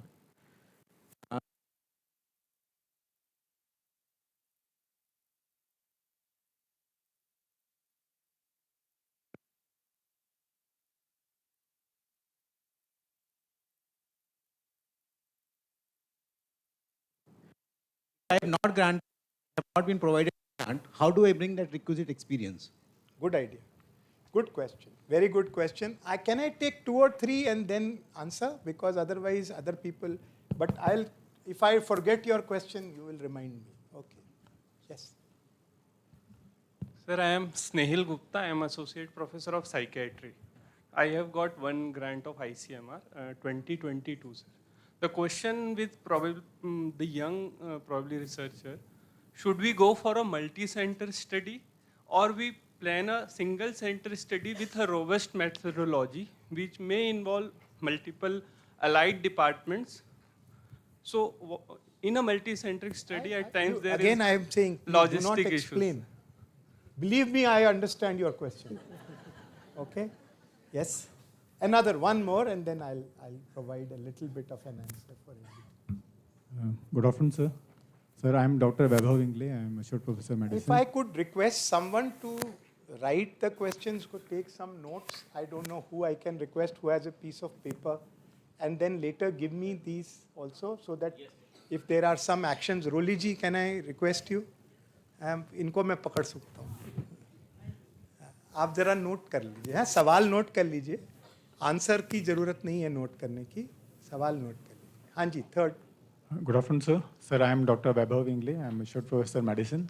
Sir, my only request is that in the thrust areas of research thrust areas in clinical medicine, rheumatological disorders are not included in those. Which ones? Sir, rheumatological disorders. Rheumatology. Okay. Yeah, so my request is that they should be also prioritized. Thank you. Very good. Okay, now let me address first these 3, then I'll take them in lots of 3. Firstly, I agree with you that this is a chicken and egg. How can you get experience if you don't get a job? How can you get a job which requires experience? There is always, first grant is the most difficult grant. It is for you, was for me, it was for everybody in this auditorium. First grants are always hard to get. But I am very surprised that you got that response, because that response almost never, I see every response that goes, it is never a response which says you don't have experience, so we will not give you a grant. If that were true, I made 20 people, I asked this question, 20 people voluntarily stood up that this was their first grant. अगर ये सच होता कि हम सिर्फ experience के base पे grant देते हैं, तो वो 20 लोग को कैसे ग्रांट मिलती मुझे समझ में नहीं आया. तो ये थोड़ा सा कहीं गैप है आपकी अंडरस्टैंडिंग में या हमारे जो रिस्पांस आपके पास आया. I would like to see that response from you. However there is a percentage of marks for ability. That means, is your team capable of delivering? If you ask anybody in the world, they have, the simplest answer I have got about what to fund comes from a very senior person in NIH, USA. And he said, actually, Dr. Bahal, we ask only 2 questions. And actually, the same thing is true. We all ask only 2 questions. But उसने इतने easy बताया. पहला था, should it be funded? That's the only one question. Is there any need for that funding? Yeah, should it be funded? And the second question is, can it be done? By the person who is claiming that they want to do it, do we get the confidence that you can do it? ये 2 ही सवाल होते हैं.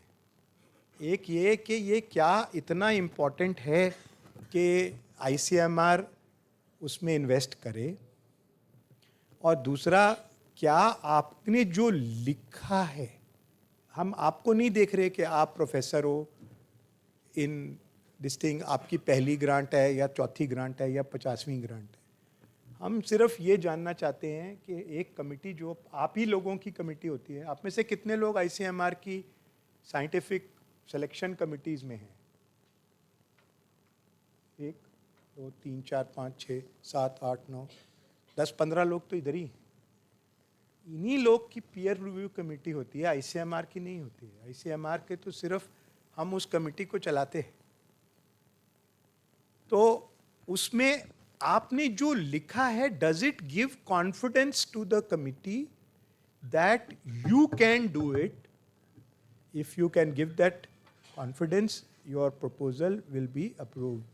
If not, they will not recommend it. I cannot take somebody who a committee says gets 30 out of 100 and another person who gets 80 out of 100. तो मैं 80 वाले को छोड़ के 30 वाले को दे दूं क्योंकि उसने 4 बार अप्लाई किया. ऐसा तो मैं नहीं कर सकता. ठीक है, तो उसके लिए I think rather than getting frustrated, it is frustrating. I am not saying it is not. अगर मैं कोई चीज़ को अप्लाई कर रहा हूँ, 3 बार किया, 4 बार किया, ग्रांट नहीं मिला, तो मुझे भी लगेगा कि क्यों नहीं मिल रहा. But the first thing is not कि ICMR की खराबी है या पीयर रिव्यू की खराबी है. सबसे पहले मैं होता आपकी जगह तो मैं ये देखता हूँ कि मैं और क्या कर सकता हूँ ग्रांट लेने के लिए. तो आप डीन रिसर्च के साथ एक मीटिंग करो, आप एक ग्रुप बनाओ, पीयर ग्रुप बनाओ. आप पहले वही प्रपोजल जो आपका रिजेक्ट हुआ है अपने पीयर ग्रुप को देके देखो वो देंगे कि नहीं देंगे, है ना. आप वही 10 लोग जो ने हाथ खड़ा किया है ना ICMR के जो है, उन्हीं का एक ग्रुप बना दो, उनको बोलो कि रिव्यू करके उसका स्कोर दे दें आपको. आप जमा करने से पहले अगली ग्रांट अपने पीयर रिव्यू ग्रुप से उसको अप्रूव करा लो. अप्रूवल का मतलब ये नहीं है कि साइन करना है कि हाँ जी डॉक्टर साहब आए थे, 3 बार मुझे बोला कर दो तो हो जाएगा. उसका मतलब ये नहीं है. उसका मतलब ये है कि आपकी ग्रांट में वो कॉन्फिडेंस दे रहे हो आप कि हम कर सकते हैं, ये इम्पॉर्टेंट है और हम कर सकते हैं. ये 2 ही चीज़ों का सवाल होता है, ज़रूरी है करना और आप कर सकते हैं. तो ये मेरा सजेशन है आपके लिए कि आप ग्रांट्स जो खास तौर पे लोग कई बार अप्लाई कर चुके हैं और नहीं मिल रही है और अच्छा आइडिया है, तो उसके ऊपर क्यूरेशन करा के फिर जमा करें तो ज़्यादा चांस है सेलेक्ट होने का. This is my only response to the first one. In general, we were earlier not able to give you the peer review comments for a couple of years. From this year onwards, we have started giving you at least a score. Those who have not got the grant, we have given a score even for small grant. And for the CARs and all, we have given detailed comments. The reason why we were not able to give is the committees themselves don't write very well. तो मुझे लगता है कि ये तो समझ में ही नहीं आएगा. जिसको जाएगा वो कहेगा मुझे क्यों मिला, क्यों नहीं मिला, अगली बार भी कोई फ़ायदा नहीं होगा. जब तक वो मैंने पहले ठीक कराया प्रोसेस, अब उसको आपको धीरे धीरे अगले साल मेरा ये रहेगा कि सारे चीज़ों के ऊपर डिटेल्ड कमेंट्स आपको आएँ कि किस वजह से नहीं दिया. But the score will tell you already. If you get a score which is under 60, your proposal will not even be considered even if it is first in a committee. Because that is our kind of benchmark कि 60-100 में से नहीं आए. आप भी तो अपने student को बोल देते हो कि सारी क्लास ही चाहे हो पर सबके 48 आए तो आप पास तो नहीं कर दोगे उसको. तो आप कहते हो कि भाई ये तो बेंचमार्क ही मीट नहीं होता है. तो आप कोशिश कीजिए. दूसरा क्वेश्चन था, remind me now, I forgot the, हाँ, multi centric versus this. So I will say there is no formula. There is no formula like this ke A is better, B is better, C is better. It is like your child asks you, should I do JEE, NEET, or should I go for IAS, or should I become an entrepreneur? ऐसा सवाल पूछे बच्चा तो आप ये थोड़ी कह सकते हो ये बेटर है या ये बेटर है. I will say what suits the state of the art is the key. A multi-centric study has 2 or 3 advantages. The advantage is when will I do a multi-centric study? I need 2 things, I'll do a multi-centric study, otherwise I will not do it. Because it is much harder to do a multi-centric study. Much more difficult to get collaboration and everybody doing the same thing correctly, It's very difficult. I will do it only in 2 cases. One, I don't have enough population of that type. You have a rare condition that you are treating. If you see a paper from any other country, you might find for some of the rare conditions, 50 institutions have collaborated in a multi-centric study because no one will have enough patients to reach the sample size. One reason. The only second reason is if you are at a stage where mostly you have proven that it works, but you don't have generalizability.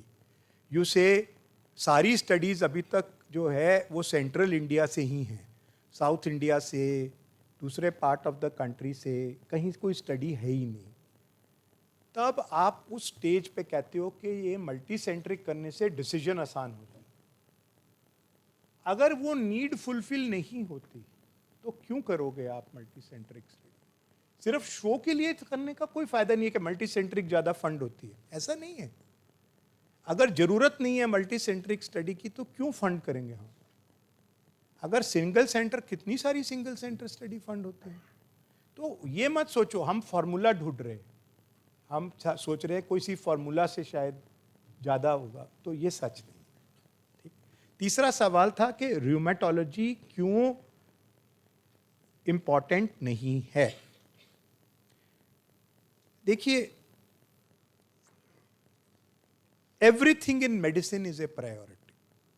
There is no single thing which is not a priority in medicine. Because if I am having a disease, for me it is 100% important. मेरी तो life and death depends on that. It may be a rare disease, it may be a less important disease for somebody.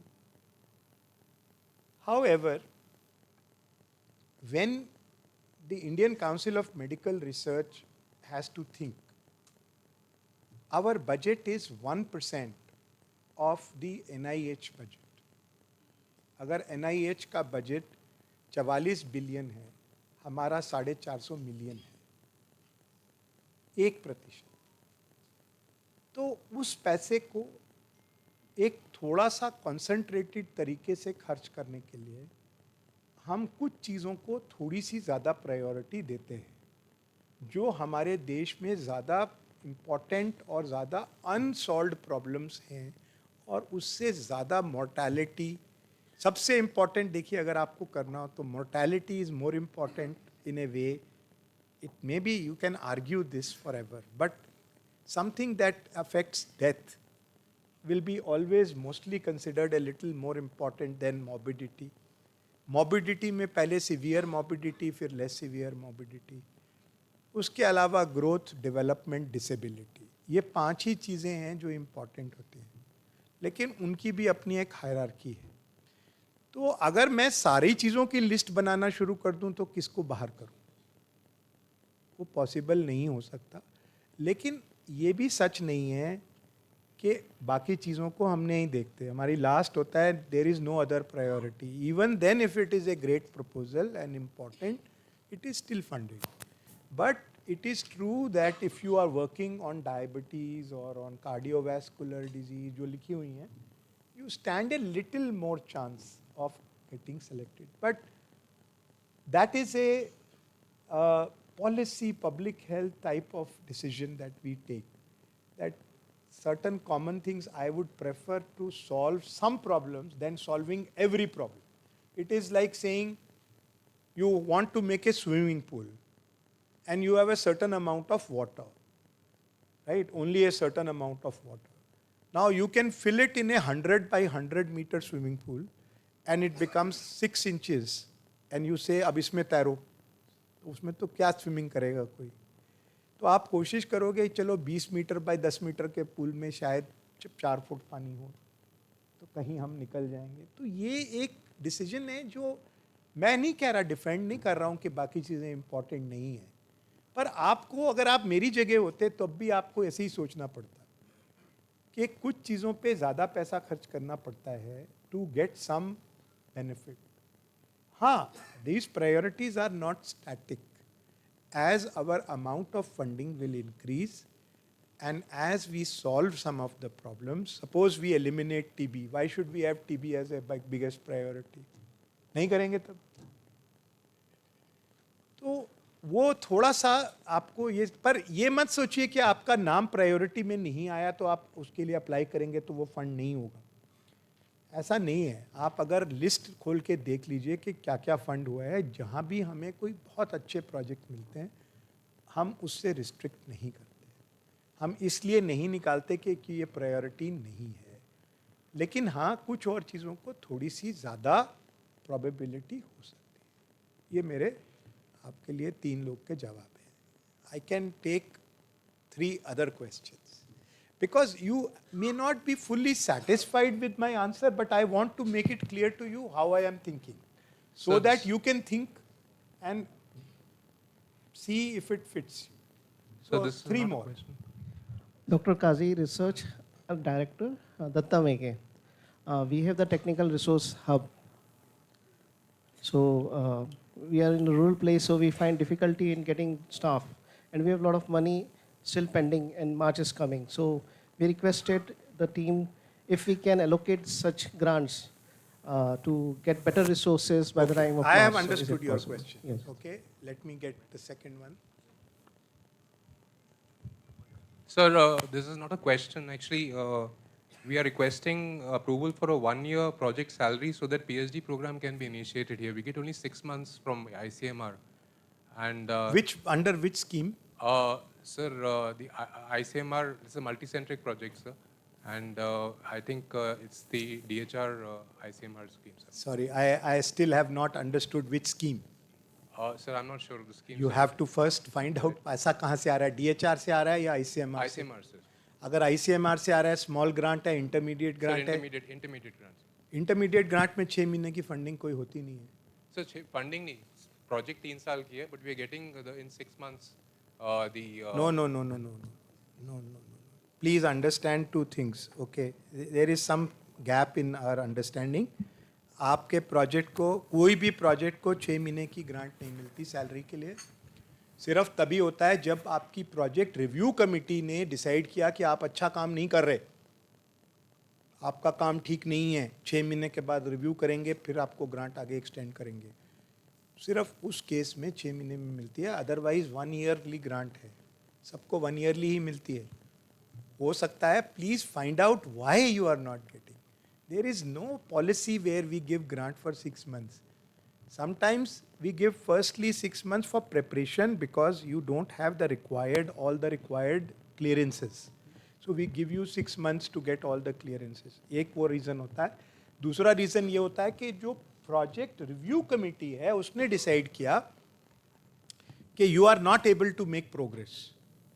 So why would they invest 12 months salary, 12 months funding into something that वो मेरी चाय नहीं देके गया, आपको दे गया.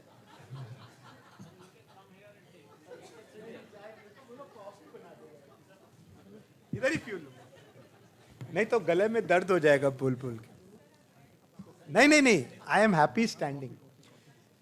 देखिए, ये आप आधा सवाल पूछ रहे हैं क्योंकि मैं खुद देखता हूँ ये सब चीज़ें. हाँ, मेरे को ऐसा नहीं है कि मुझे कुछ पता नहीं है. आप नाम बताओगे मैं प्रोजेक्ट भी बता दूंगा, मुझे सब पता है.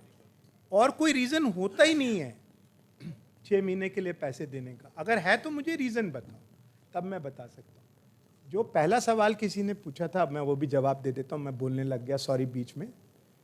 आप बोल रहे हैं कुछ चीज़ें, देखिए ऐसी हैं जो भारत सरकार के नियम हैं. They are rules of the government of India for financing.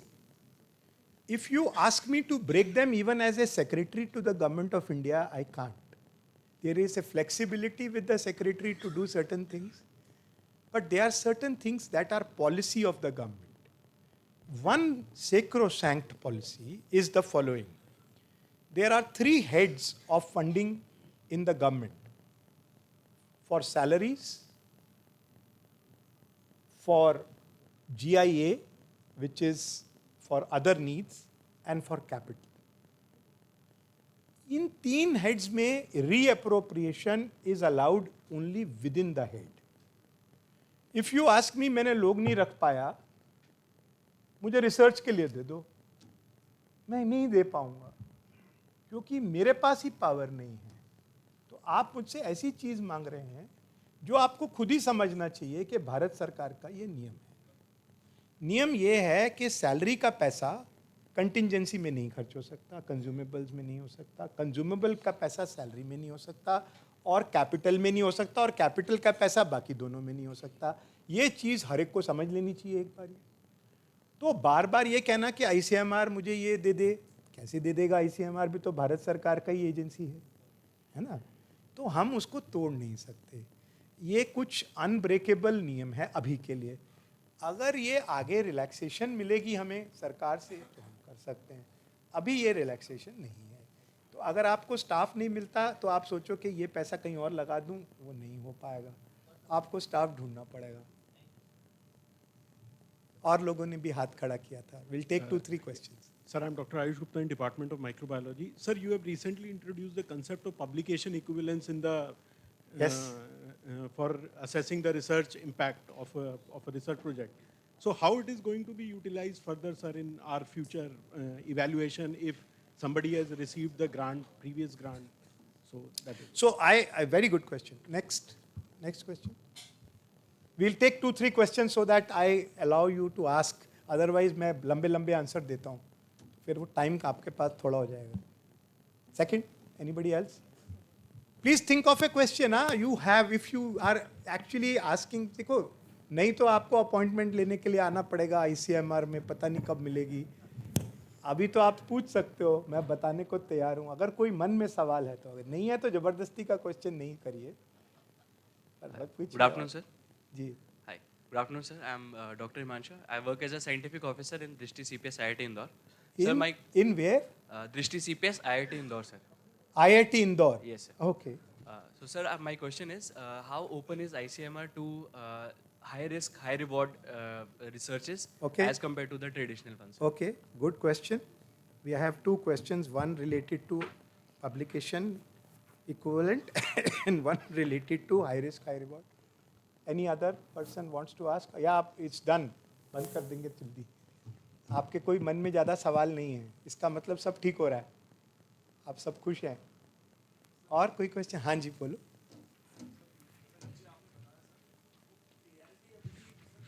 Wait करिए ताकि लोग आपका क्वेश्चन पूछ सकें. सर, टीआरएल लेवल की जो क्लियरिटी है, जैसे पेटेंट ग्रांट हो गया, अब मेडटेक मित्रा है, महा मेडटेक मित्रा है, आपने बोला पेटेंट मित्रा भी है, we have applied for the patent Mitra also. अब क्लियरिटी ये नहीं है सर कि जैसे प्रोडक्ट अब टीआरएल 6 लेवल पे आ गया, पेशेंट यूज हो गया, अब now what we have to do, मतलब क्या हम अपनी, आपने बोला कि कंपनी खोलना पड़ेगा, तो क्या we ourself as a government employ can open the company? Very good question. Okay, I have 3 questions. Since you don't have many, I can take my time to answer. I don't see that बहुत लोग सवाल पूछना चाह रहे हैं, तो ये 3 सवाल का आंसर मैं देता हूँ. I don't know how many of you have read. I have written only one paper in the past 3.5 years because I decided that I am not going to write publications. I only will write what makes, if it is absolutely needs to be written, and I do it. I've written only one paper. I am encouraging you to read it. What the question was asked, publication equivalents. Please read that paper. It gives a certain different thought to why we do research. And I'll explain that in my talk also, but I have a chance to talk to you now, so I'll tell you. The fundamental reason that I decided to think of something beyond papers is that we are the third largest publishing country in the world in terms of number of papers published.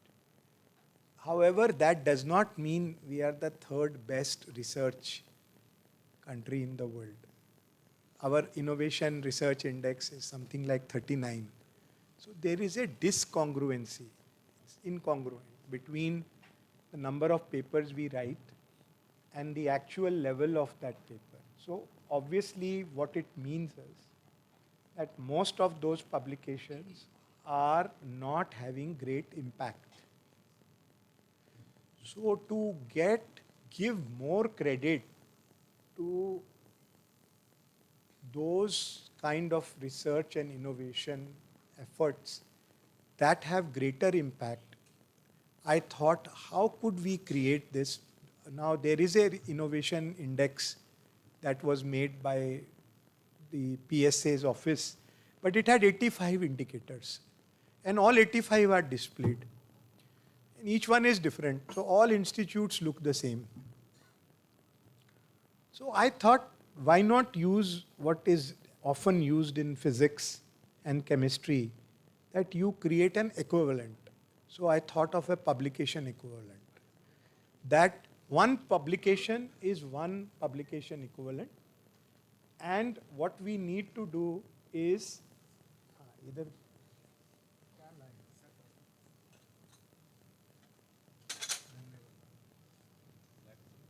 नहीं एक publication equivalent जो है वो एक paper एक publication equivalent है, लेकिन फिर बाकी चीज़ों को एक पेटेंट है तो क्या है, पता ही नहीं था कैसे करें. किसी के 10 पेपर करे और एक पेटेंट करा तो क्या उसको एक पब्लिकेशन मानना चाहिए या नहीं. कई लोग तो एक भी नहीं मानते थे. तो हमने इसकी 3 चीज़ें करी. मैंने मन में सोचा, एक इम्पैक्ट है साइंटिफिक इम्पैक्ट. अगर आप स्टैनफोर्ड लिस्ट में आते हैं या कुछ और करते हैं, वो किस बेसिस पे होता है? It is based on H index of some kind, HCD index, whatever. Essentially, it is based on the citations you get on publications. टेढ़ा पकड़ो सीधा पकड़ो है वही. साइटेशन क्यों इम्पॉर्टेंट है? साइटेशन इसलिए इम्पॉर्टेंट है कि वो दिखाता है कि दूसरे लोगों का आपके पेपर में कोई इंटरेस्ट भी है या नहीं, आपने कुछ ऐसा किया, कोई और उसको इस्तेमाल कर रहा है साइंटिफिकली या नहीं. अगर वो उसको रेफर ही नहीं कोई कर रहा, आपने एक पेपर लिखा, उसकी 0 साइटेशंस आई 5 साल बाद. IJMR में कितने % हैं जिसकी कोई साइटेशन नहीं? 80% पेपर IJMR में पब्लिश होते जो एक भी आदमी उसके बाद साइट नहीं करता. तो उसका क्या साइंटिफिक मेरिट है भाई पब्लिश करने का? कुछ खास नहीं ना. तो हमने ये कहा कि पहला इम्पोर्टेंस है साइंटिफिक पब्लिकेशंस के साइटेशन होना चाहिए. तो अगर ज़्यादा साइटेशन है तो ज़्यादा क्रेडिट मिलना चाहिए. तो हमने बोला कि अगर एक पेपर है तो एक पब्लिकेशन इक्विवेलेंट मिल गया, पर वो पेपर ये नहीं है कि मैंने कोई एक ओपिनियन पीस लिख दिया तो वो पेपर हो गया. हमने कहा रिसर्च, प्राइमरी रिसर्च या सिस्टमैटिक रिव्यू करा है या उसका मेथड पब्लिश किया है प्राइमरी रिसर्च का, या रिजल्ट्स पब्लिश किया है, तब एक मिलेगा सिंप्लिसिटी के लिए. लेकिन तब 2 मिलेंगे एक्स्ट्रा यदि उसमें आपने ज़्यादा साइंटिफिक उसकी लोगों ने ज़्यादा साइट किया. कहने का मतलब ये है कि एक के बदले 3 मिलेंगे if it is highly cited, and we took highly cited as either impact factor of 10 or more or a citations of 100 or more any time. Reason is those are really good papers. And why impact factor? Only for one reason. नहीं तो फिर 5 साल wait करना पड़ेगा किसी को भी कोई ग्रेड देने के लिए. 5 साल तक तो आपको पता ही नहीं चलेगा. 5 साल लगते हैं एक काइंड ऑफ प्लेटो आने में ऑन साइटेशंस. तो ये साइंटिफिक इम्पैक्ट के लिए किया. इसी तरह से फिर innovation impact. Innovation impact patents, technologies and commercialised products. उसको थोड़ा सा ट्वीक करूँगा, अभी कर रहे हैं हम, कि प्रोसेस पेटेंट को थोड़ा सा कम, और उसमें भी हम कह रहे हैं एडिशनल वाले में भी एक एडिशनल देंगे अगर 50 साइटेशंस, इम्पैक्ट फैक्टर 5 से ऊपर, तो वो ऐड करूँ। लोगों ने, मैंने जब सबको दिखाया, पब्लिश किया, बहुत सारा फीडबैक आया, उस फीडबैक को यूज़ करके डॉक्टर साहब को भेजूंगा, अगर ये एक्सेप्ट करेंगे तो फिर वो पब्लिश करेंगे अमेंडमेंट। और इनोवेशन में प्रोसेस और प्रोडक्ट पेटेंट को थोड़ा सेपरेट करेंगे, लेकिन 3 और 5, तो हमने बोला अगर आपने एक नई इनोवेशन करी तो वो 5 पेपर लिखने के बराबर है, ताकि लोगों का इंटरेस्ट इनोवेशन में भी जाए। अभी लोगों का इंटरेस्ट सिर्फ पेपर लिखने में रहता है, क्योंकि वही कंसिडर होता है हर जगह पे, इसलिए वो किया। टेक्नोलॉजी बनाई तो 10, टेक्नोलॉजी लोगों तक पहुंच गई, पेशेंट्स तक पहुंच गई कमर्शियल होके तो 20। Like it is writing 20 papers. If you also have a patent, you get 5 more, 25. If you publish it, you get more. And I want that, because it means that we are prioritizing innovation over a simple publication. However, everything cannot be converted into an innovation. Suppose you have done something which improves clinical care. आपने एक clinical trial किया,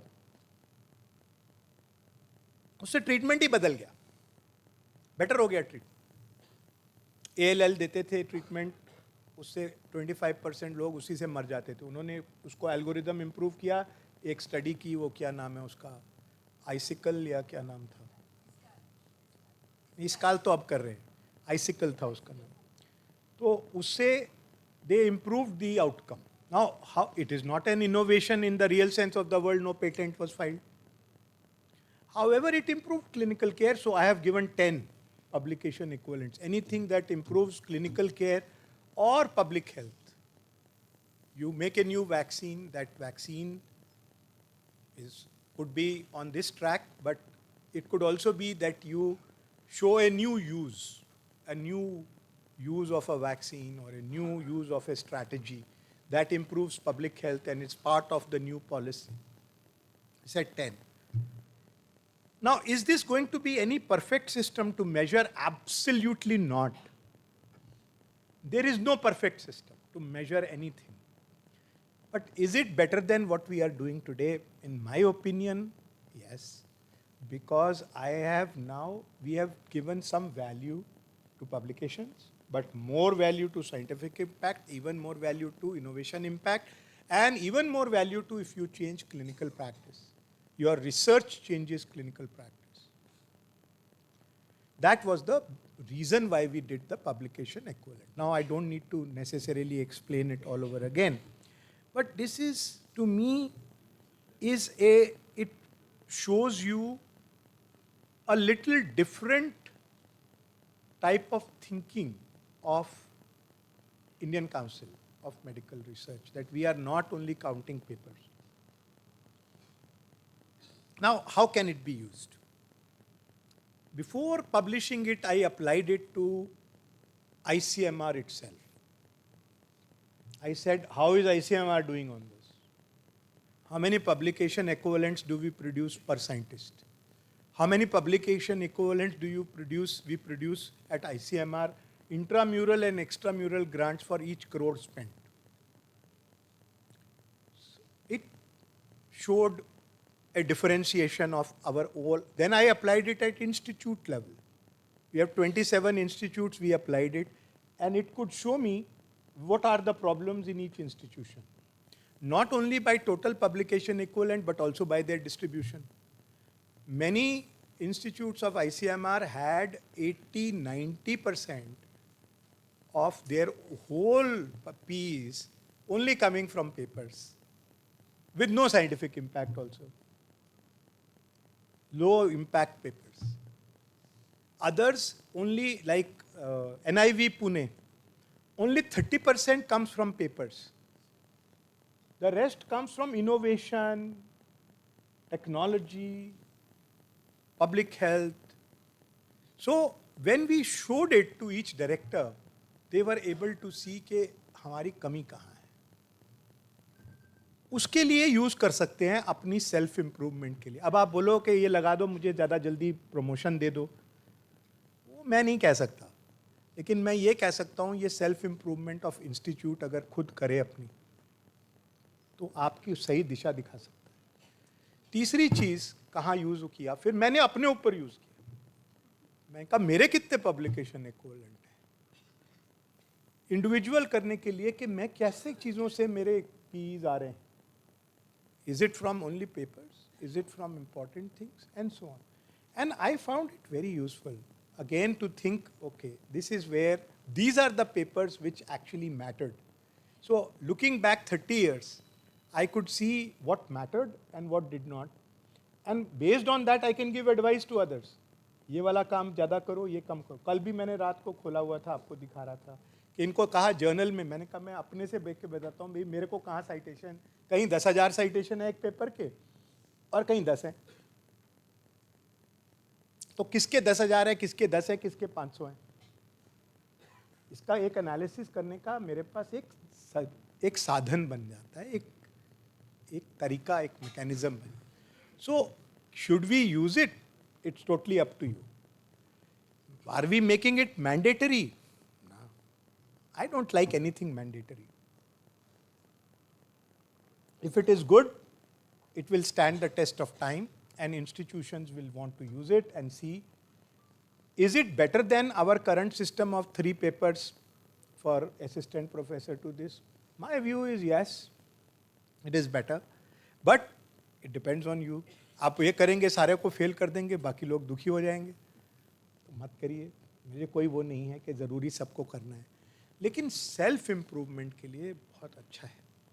अभी क्या है, जो मुझे आके बोलता है मेरा ये रिसर्च आइडिया, मैंने कहा मुझसे मत पूछो, मुझे पहले ये बताओ तुम कितने एक्सपेक्ट कर रहे हो पब्लिकेशन इक्विवेलेंट इस आइडिया से। वो बेचारा खुद बैठता है, मैं कहता हूँ ध्यान से सोच के मुझे बता दो। बोला कि 2। मैंने बोला is it worth 3 years of your life? Is it worth 3 years of your life? बाकी चीज़ें छोड़ दो, पैसा मिलेगा नहीं मिलेगा। आप अपनी ज़िंदगी के 3 या 5 साल एक पब्लिकेशन इक्विवेलेंट या 2 पब्लिकेशन इक्विवेलेंट के लिए खर्च करना चाहते हैं तो ज़रूर कीजिए। यदि आपको लगता है your time is worth more, try to find something that will give you 5, 10। Ambition बनाइए अपनी, उस तरह का प्रोजेक्ट बनाइए जिसमें 10 आने की उम्मीद होगी तो शायद 4 आएंगे। अगर आपकी उम्मीद ही 2 की है 2 से कम ही मिलेंगे भाई। अगर आप सोच के चलो कि मेरा goal is to get only 40% marks, it's very unlikely that you will get 90. You may, I haven't seen it, right? So it is for you. You can put it on a project and say, मैं कर तो रहा हूं ये, इसमें से निकलेगा क्या, कितने पेपर्स लिख पाऊंगा, ये पेपर कहाँ पब्लिश होगा, ये NEJM के लायक पेपर है, लांसेट के लायक होगा? यदि नहीं होगा तो क्यों कर रहे हो? ये मुझे डॉक्टर भान ने सिखाया। वो कहते हैं कि तुम्हारा टाइम सबसे ज़्यादा इंपॉर्टेंट है, बाकी कुछ भी इंपॉर्टेंट नहीं है। Rest everything is distraction. Spend your time wisely, because today you may be thinking I have 30 years, दिखता भी नहीं है। मेरी उम्र पे पहुंचोगे ना, when you are 59, then you will say अरे टाइम कितना कम बच गया, कहाँ चला गया time? So don't think we have infinite amount of time. If any good person does maybe 20-30 projects in their life, real good ones, maybe less. उसमें से 1, 2, 3 ही होते हैं जो बताने लायक होते हैं। तो वो ज़्यादा करना चाहिए। अगर वो करने के लिए आपको कोई टूल चाहिए तो आप उसको यूज़ कर सकते हो। आप प्रोजेक्ट पे यूज़ कर सकते हो, आप अपने आप पे, आप इंस्टीट्यूशन पे, किसी भी लेवल पे ये यूज़ कर सकते हो। It is just reflecting a philosophy. Now is that philosophy going to be perfect? कोई कहेगा इसमें बेसिक साइंस को कम वैल्यू दे दिया, कोई कहेगा इसमें लाइफ सेविंग ये नहीं आया, कोई कहेगा इसका मिसयूज़ लोग करेंगे, सिर्फ दिखाने के लिए बढ़ा देंगे। हर चीज़ का मिसयूज़ है। हर टूल कैन बी यूज्ड और misused. You can use the same tool to drive and you can use the same tool to drive over somebody. Right? ये तो आंसर ठीक नहीं है कि कोई यूज नहीं. ये तो मेरा पहला सवाल. दूसरा क्वेश्चन था वो भूल गया. High risk, high reward. You have seen first in the world challenge. If you have not, please read it. That is the whole idea. We have said if an Indian scientist of any type has an audacious idea, audacious means बिल्कुल जो idea है पता भी नहीं, अच्छा idea है, पता नहीं पूरा होगा कि नहीं. अगर हो गया लेकिन तो बहुत अच्छा होगा, फर्स्ट इन द वर्ल्ड होना चाहिए. उसको भी हमने कहा कि 1 करोड़ रुपए दे देंगे. आपने किसी ने मुझे बोला किसी को मिला है, यहाँ पे इन लोग को मिला है. एक तो इस इंस्टीट्यूट में मिल गया और अभी सिर्फ पिछले साल 27 और इस साल 38. And when the committee asked me, how much money do we have? I said, no limit. They said, if we give 200, I said, yes. You want, you can give 200. I will give the money. But they could not find proposals more than 38. Which means we are all not thinking. सोच रहे हैं, पहली बार 27 हुए थे, इस बार 38 हुए, अगली बार हो सकता है डबल भी हो जाए. But I want you all to think out of the box. Think, make these high risk, high reward ideas. Bilkul. Why not? Our idea is not that, there are two reasons why I have done this. One, out of 27, I am saying अगर 2 भी निकल गए, 1 भी निकल गया, तो वो भी एक बड़ी बात है. पहली चीज आ जाएगी जो इंडिया ने फर्स्ट इन द वर्ल्ड करी है, बहुत अच्छी बात है. लेकिन आप ये सोचिए कि वो 27 लोगों के अंदर एक कॉन्फिडेंस तो दे दिया ना कि तुम्हारे को 1 करोड़ रुपया मिला है. सरकार तुम्हारे आइडिया के पीछे है, हालांकि तुम्हारा आइडिया जो भी हो, ऑडेशियस भी हो, हम कह रहे हैं कि तुम कर सकते हो. आप लोगों के ऊपर हमने कॉन्फिडेंस करके आपको 1 करोड़ रुपया दिया. और ना सिर्फ 1 करोड़ रुपया दिया, आगे का रास्ता भी बना दिया कि 1 करोड़ को आप अचीव करो 4 देंगे, वो अचीव करो 8 देंगे, दोबारा कंपीट भी नहीं करना पड़ेगा. वो इन 27 और 38 लोगों के लिए. पर आप सबके लिए भी एक मैसेज है कि भारत सरकार आपके पीछे है. Government of India is behind you. I could not do this my self. These ideas are only possible because the government is behind these ideas. When I presented it to the minister, immediate 1 second, yes, करिए doctor साहब, करिए doctor बहल, इसको करिए, आप आगे लेके जाइए. 1 minute नहीं लगाया उन्होंने. क्यों? क्योंकि गवर्नमेंट की थिंकिंग ये है, प्राइम मिनिस्टर की थिंकिंग ये है कि इंडिया को आगे जाना है, विकसित भारत बनना है. कैसे बनोगे विकसित भारत में अगर कॉन्फिडेंस ही नहीं होगा, अगर सरकार आप पे कॉन्फिडेंस नहीं करेगी तो आप कैसे बनेंगे? तो वो दूसरा आंसर है. तीसरा सवाल क्या था? टीआरएल लेवल, ये चीज ऐसी चीज है जो सबको आनी चाहिए. कोई भी जना जो इनोवेशन कर रहा है, मैंने आज आपका एक छोटा सा आपको वो दिया आप लोगों के साथ, बट आई थिंक रोली जी इसके ऊपर ना एक वेबिनार कराना चाहिए, जिसमें हमें हर हफ्ते वेबिनार करना चाहिए इसी चीज़ पे, ताकि सभी इनोवेटर्स को पता चले. हमको लगता है कि लोगों को पता है, लेकिन पता नहीं है कि कैसे हमें एक प्रोडक्ट को अप्रूव कराना है, हमें पता नहीं है. Okay, we have done, time is over. हाँ sir, thank you.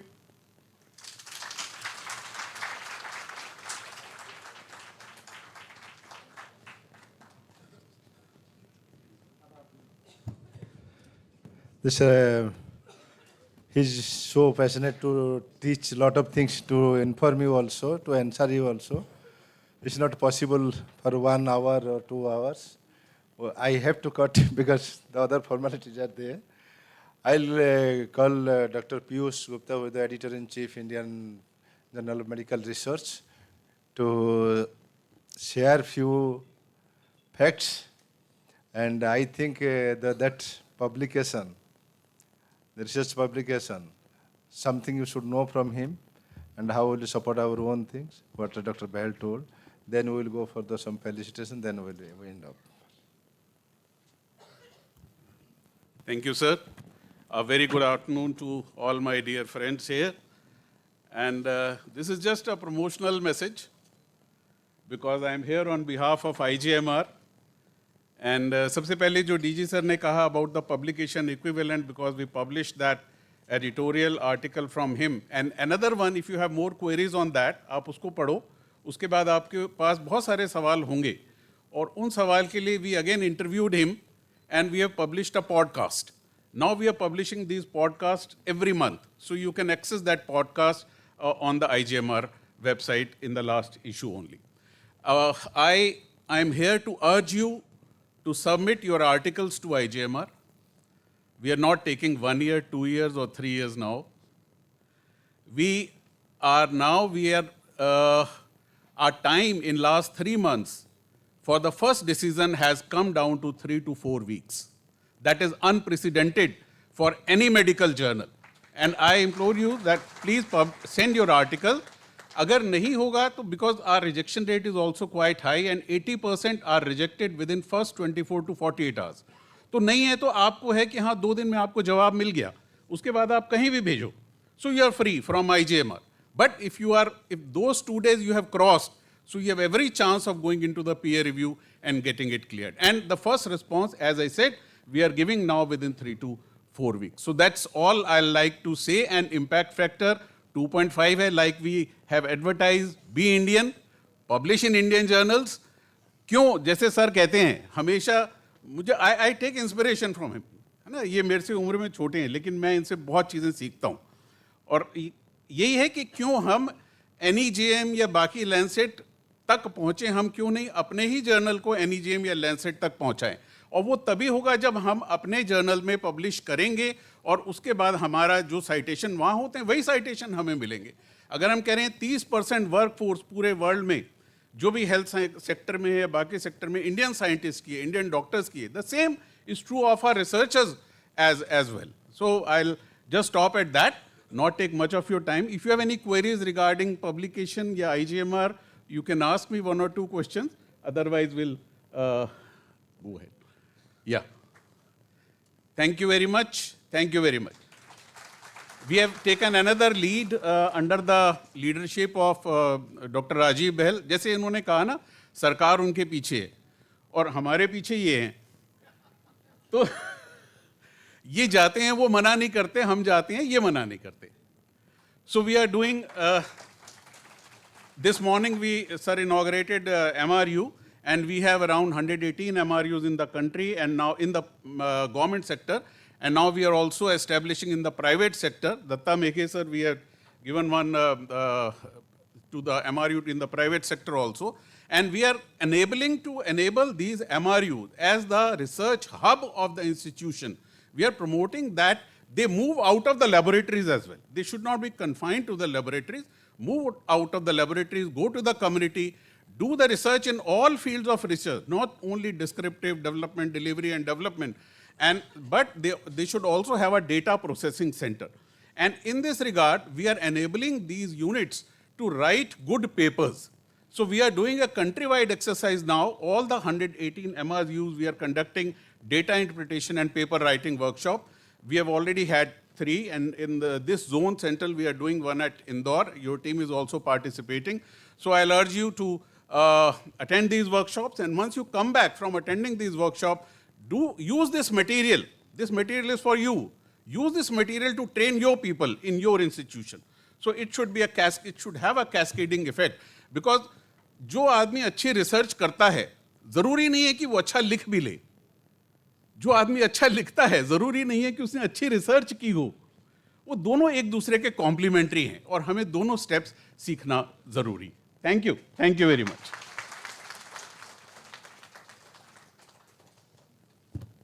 Thank you very much, sir. We'll definitely submit more and more to IJMR now. Before we disperse, we want to have a short session of felicitations for the guest speakers and judges that we had in the previous sessions here. So I'll request the dignitaries to please come forward and we can have the felicitations.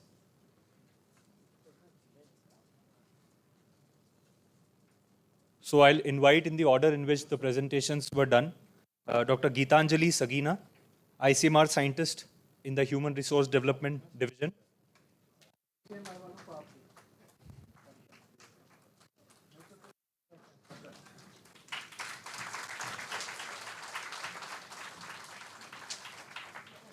Roli Mathur, Head of ICMR Bioethics Division.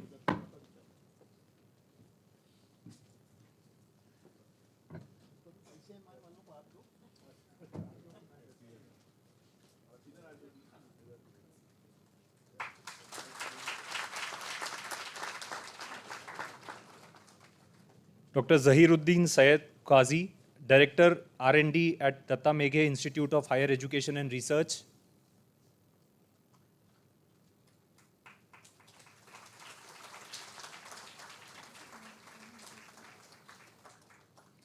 Dr. Kaushik Chatterjee, Chair of Bioengineering at IISc Bangalore.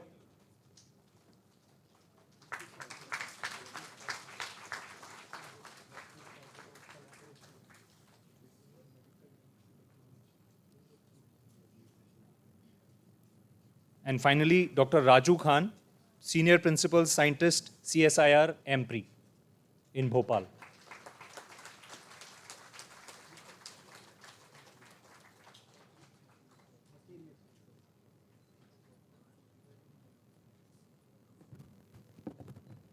Can we have a group photograph, please? Yes, sir.